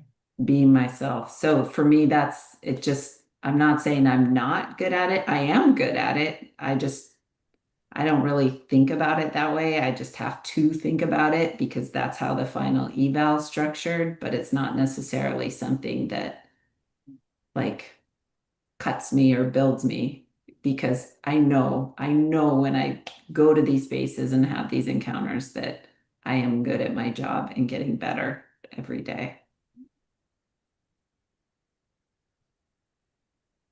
For me, the hardest thing is to define what means for you, for teachers, meet the expectation or exceed the expectation, because we don't know the meaning when I meet the expectation and when I accept expectations. Yeah, It's agreed. hard for me to define, I meet or I exceed. But in this case, I learned the first unit, okay? The the expectation that we have is different than the expectation that we have to meet in the class, okay? And normally we try to define what we learn, okay? And the back of my mind and our minds, we are thinking the 4 units. Oh, I am the second unit. I'm not exceed expectation yet.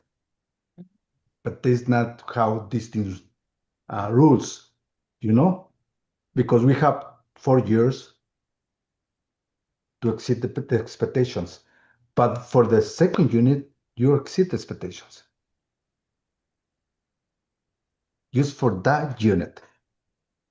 Don't think in the third, don't think in the fourth, don't think in the graduation. Just think in the second unit. You exceed expectations as a second year of school. But sometimes we expect more from us, okay? Because we try to see the whole picture. But you are not in the 4th unit, you are in the second, and you meet the expectations of the second unit. So when you see in that point, okay, you finish the second unit, at least you miss the expectations of everything. Now you define yourself, oh, in this point, I feel I exceed. As soon as you finish the second unit, you meet the expectations. Now, from that point, define where you feel that you exceed expectations. See what I mean? And that way you give it to yourself the credit that you deserve.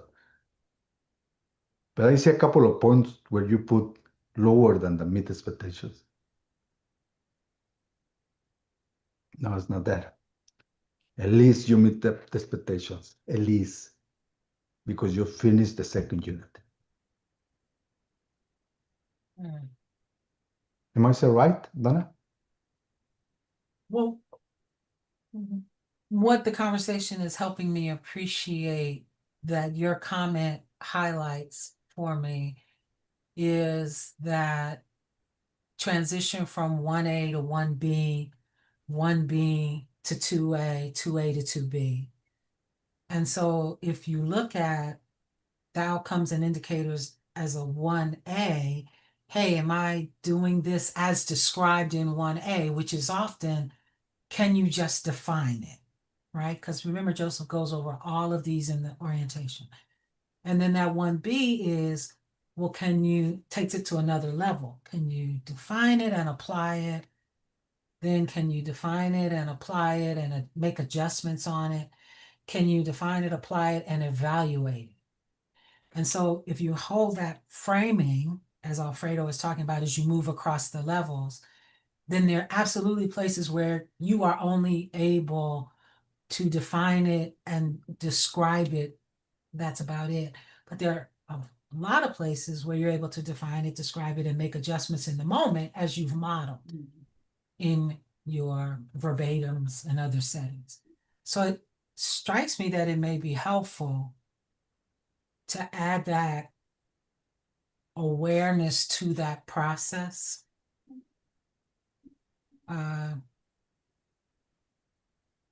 It may then matter to you. Yeah, that'd be If super helpful, actually, if those if you boxes think were of it like that that. way, that's the Yeah. implied intent. Yeah, that'd be Because you're way more. identifying 1B, 1B, 1B, right? You're identifying where you are. So that's the implied intent. And so, hey, but where am I not 1B? I'm actually 2A. Yeah. Or in this situation, I'm able to identify it in the moment, evaluate it, realize what I'm doing is not working, and change my outcome. Oh, that's actually 2B. Yeah. So It would make a that's what lot more sense to me if I had to do a evaluation of myself. Mhm. Yeah. So, Alfredo, I think that's helpful framing. Thank you. And thank you for your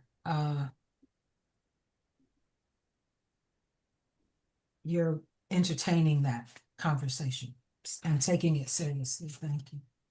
Well done. All right. If there are no other comments, let me just have a few moments for some logistics, and then you kind of tell me where you are and whether or not you have the energy for IPG or not. So, and allow me to do that without a break. Is that okay? Thank you. So you know your graduation is mandatory. It's Tuesday, December 16th at 10 a.m. Pacific Standard Time. And you use the link, the Zoom link that we have from Joseph. He sent you a reminder email today, and his Zoom link is in there. And you'll present the symbol, which you just presented, Kate, that represents your CPE journey specifically for this unit. And it's fine if it happens to be the same one from a previous unit that still speaks to you at this unit. And so you'll present that. You'll only have a few minutes, not expected to take more than a minute. Okay, because every student in all the groups is gonna present. So you put the image up there, you'll be asked to share the screen, you'll project your image, you'll say a few words, and then we're on to the next person. Why this image speaks to you. So what you have written, Kate, for yours, it's about 3 paragraphs. I can't remember. You're on mute. Yeah, that wasn't. Did I have one? No, no, You put it in. no. Okay, thank So you. you're gonna get one. Okay. And I My couldn't, my paragraphs were about other stuff, like the summary stuff from before. I didn't do it about the image, but I can do a concise thing for the image. and no more than a paragraph, Okay. because that's about all you're gonna have. So I chose this image as a symbol for this CPE unit because the whitewater rafting really speaks to the ebb and flow that I've experienced as a CPE student. And there were times when I could predict what was going to happen and times that I couldn't, but I was always moving forward. Next person. So you'll have that. I encourage them to be in color, and I encourage you to not have any text around it. Just pop up the unit, pop up the image, say your words, and then you're on to the next person.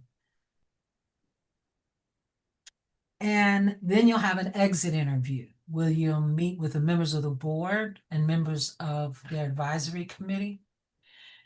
And they'll ask you some questions and you get an opportunity to give feedback. We never know who says what, but we do sit down and go over the feedback and try to figure out how can we tweak and make adjustments to address concerns as best we can. So your feedback matters. your input matters. And that's it. And it should take no more than 2 hours, the whole thing. All your presentations, your meeting with the board. And actually, I leave after you get your certificate. And you get a certificate for every unit, and they all stand alone. And if you ever needed to leave this program, you'd have your certificates and you can take them to another unit. They'd be another center, they'd be recognized, and you would continue. You wouldn't have to repeat. So that's why you get those individual certificates. And then you get one in the end too. And when you do your board certification, you'll use those certificates to demonstrate your completion of your CPE, although it's also registered. I will move as quickly as I can to do your final evaluation. It'll be emailed to you. I won't have a copy of it. I'll be dependent on you to email it to me after you get the official evaluation from ACPE. And you, is it a check or you elect to say, I accept? You're not saying I agree with everything that's written in there, but you're acknowledging. So you have to acknowledge it. And once you acknowledge it, then it's officially registered. There is space for you to make comments where you can go in and say, oh, I disagree with everything that the instructor has written here. So you do get to make those comments. So you acknowledge receipt of it, but you're not saying you're necessarily in agreement with the content. I encourage you to print a copy for yourself, and you'll email it to me. And that's actually how we end up getting the hard copy into your files at the center. So I'm very much dependent on you doing that because I do it online. There's no place for me to download it or any of that. All I can do is enter it online. They'll email it to you, and then that's your opportunity to forward it to me and acknowledge it. It's a weird system, but it has some logic behind it. Any questions on that? So I will work to do them as quickly as I can. Obviously, I need your final evaluations, and that is what I add to your file, my evaluation and your final evaluation. Does the final evaluation come directly to you? Yes, please. But the last few units, I did not email the evaluation to you. You did not. Yes, you did. I did? Yeah. Oh, okay. Mhm. The corrected one, whether I agree or not. I just know I just agree. I don't even read it. I just say agree. You just said I acknowledge, and you I didn't make acknowledge. any student comments. No. And then you emailed that. I sent that back to someone. I don't even know what I did. To be honest, just forget what I just said. I don't know what I did. You have it, so that's the key to that. Right. Yeah, because it is an extremely difficult process to try to get it from them. So the only way to get it, the easiest way for me to get it and make sure it goes in your file is for you to just simply email me a copy. Yeah, I don't know what I did, but if you have it, But you did it and it's in your file. okay. But so please make sure you do it this time. And I'll send you an email and a text telling you, hey, I've submitted it. Please look out for it. And You always reminding do. you. You always Yeah, do that. because I don't want it to be lost in the system. I want it to get there, and it takes time. We're all doing it. CPE centers all across the country are doing it at the same time. So that's part of what happens too. Although it's going to look like it's my tech skills, but it's not. It's really not me. And because I'm a certified candidate, my evaluation goes in, and my training educator has to review my evaluation and may disagree with something that I've written. So then I may have to change it, send it back. And then it's my educator, who's Rod Seeger, who actually does the final send off. So there are those other steps as well in between. and I don't want things to get lost there either before it actually gets to you. So before it gets to you, my educator agrees or disagrees. And then you get to simply make comments and acknowledge, and it's done. So, Audrey, please take what you have, transfer it into that format. I think it's 5.112 in your handbook, but it's in. Kate, you can send yours as you have it. I didn't see anything. The names you use are fine. You only use the first name, which is fine. You can towards the end. And we're good to go for next time. We know we're going to hear from Alfredo and Alice, and we're going to do assessments. And I think I'm going to rewrite the didactic, and I'll do assessment like it would appear in your board certification. That's how I'll do that for you. Kate, I wish we traded space, so I'm done. I'm sorry, what did you say? I'm telling Kate and Alfredo would have, no, Alfredo, you are still with me. Kate and Audrey would have, I wanted to be done today too. So now I feel like, I'm gonna leave that alone, Alice. I'm not even gonna Alice touch is that. sleepy. I am jealous of Kate Actually, and Audrey. actually, Audrey's They are not done. done. She has You to. would not have been jealous Yes. of us this past weekend as we were both writing furiously. And you were trying to prepare finals for your poor I students have somewhere else. finance. Yeah, finance are next week, actually, that we are presenting. But I'm going to write every day, at least something. So, And we are looking forward to your brevity for your final evaluation. wait a minute. I did see Audrey having like, did you have 19 pages? No, she did not, and she's gonna transfer it into the format. She did not have 19 I'm gonna pages. put it into the format, but it was the outcome indicators that was about, I That's don't the know, 10 only pages. reason. Yeah. I saw 19 pages. It's only because it's not in her final format. Right. I'm going Alice, to we are correct looking that. forward to your brevity next week. I That really scared me appreciate too, that you Alice. I even saw looked at 19. that. I was like, what is going on? That's like eagle eyes right there. She was so excited. Oh, I can write 19 pages. Audrey has given me permission. Can I leave? Yeah, because I saw 19 pages. I'm like, what are they telling me about? You Well, know? you weren't even here. You So said how did you? I can double that. Alfredo, what were you saying? Can I leave?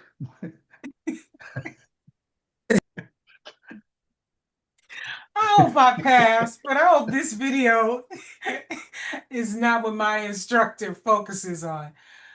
Yes, Alfredo, you have No, put the no, no. motion on the floor. I have a question because actually the end of the unit is the December 30th, right? That's correct, December 31st, which gives you time to do those clinical hours if you haven't reached your clinical hour goals. So all we're gonna receive is gonna be after this 31st? Not December if I can 30th help you. or I'm going to do my best to get it to you before then. oh, okay. Just Because want I can do the evaluation with clinical hours pending. Oh, All I have to do is in the end make sure the clinical hours were completed. So what happens is those who are still working on the clinical hours, they keep sending me the sheets until they reach the total. so can I start the application for a board Absolutely. certification? Yes, you can. Okay, all right. The I'm the gonna register myself. constraint Joseph gave us at the beginning was that we could do a max of 4 hours a day. So I don't know that any of us will actually reach that ahead of time, because that was my understanding at the beginning. It's a little bit different for Alfredo Okay. in his placement. Gotcha. Okay. He Okay. does more. Yeah, mine go right to the last week Yeah. because I had a couple of breaks, but I'll get my hours in, but it's right up until Right the to the last week. week. And Because that's mine could fine. be done if that helped you, but I'm just following the 4 rule right now. And that's appropriate for your setting. Okay, perfect. Thank But you. they did allow us to do it for every single day, right? Yes, They did allow us to do 4 hours every single day, right? yes. Oh, good. Fine. Yeah. Yours is fine too. You're not finished yet, but yours is fine. Mm-hmm. Mm-hmm. But Can I Kate give it to works them 40 some? hours a week. Can I give it to them some of my hours? Because I have No, so many.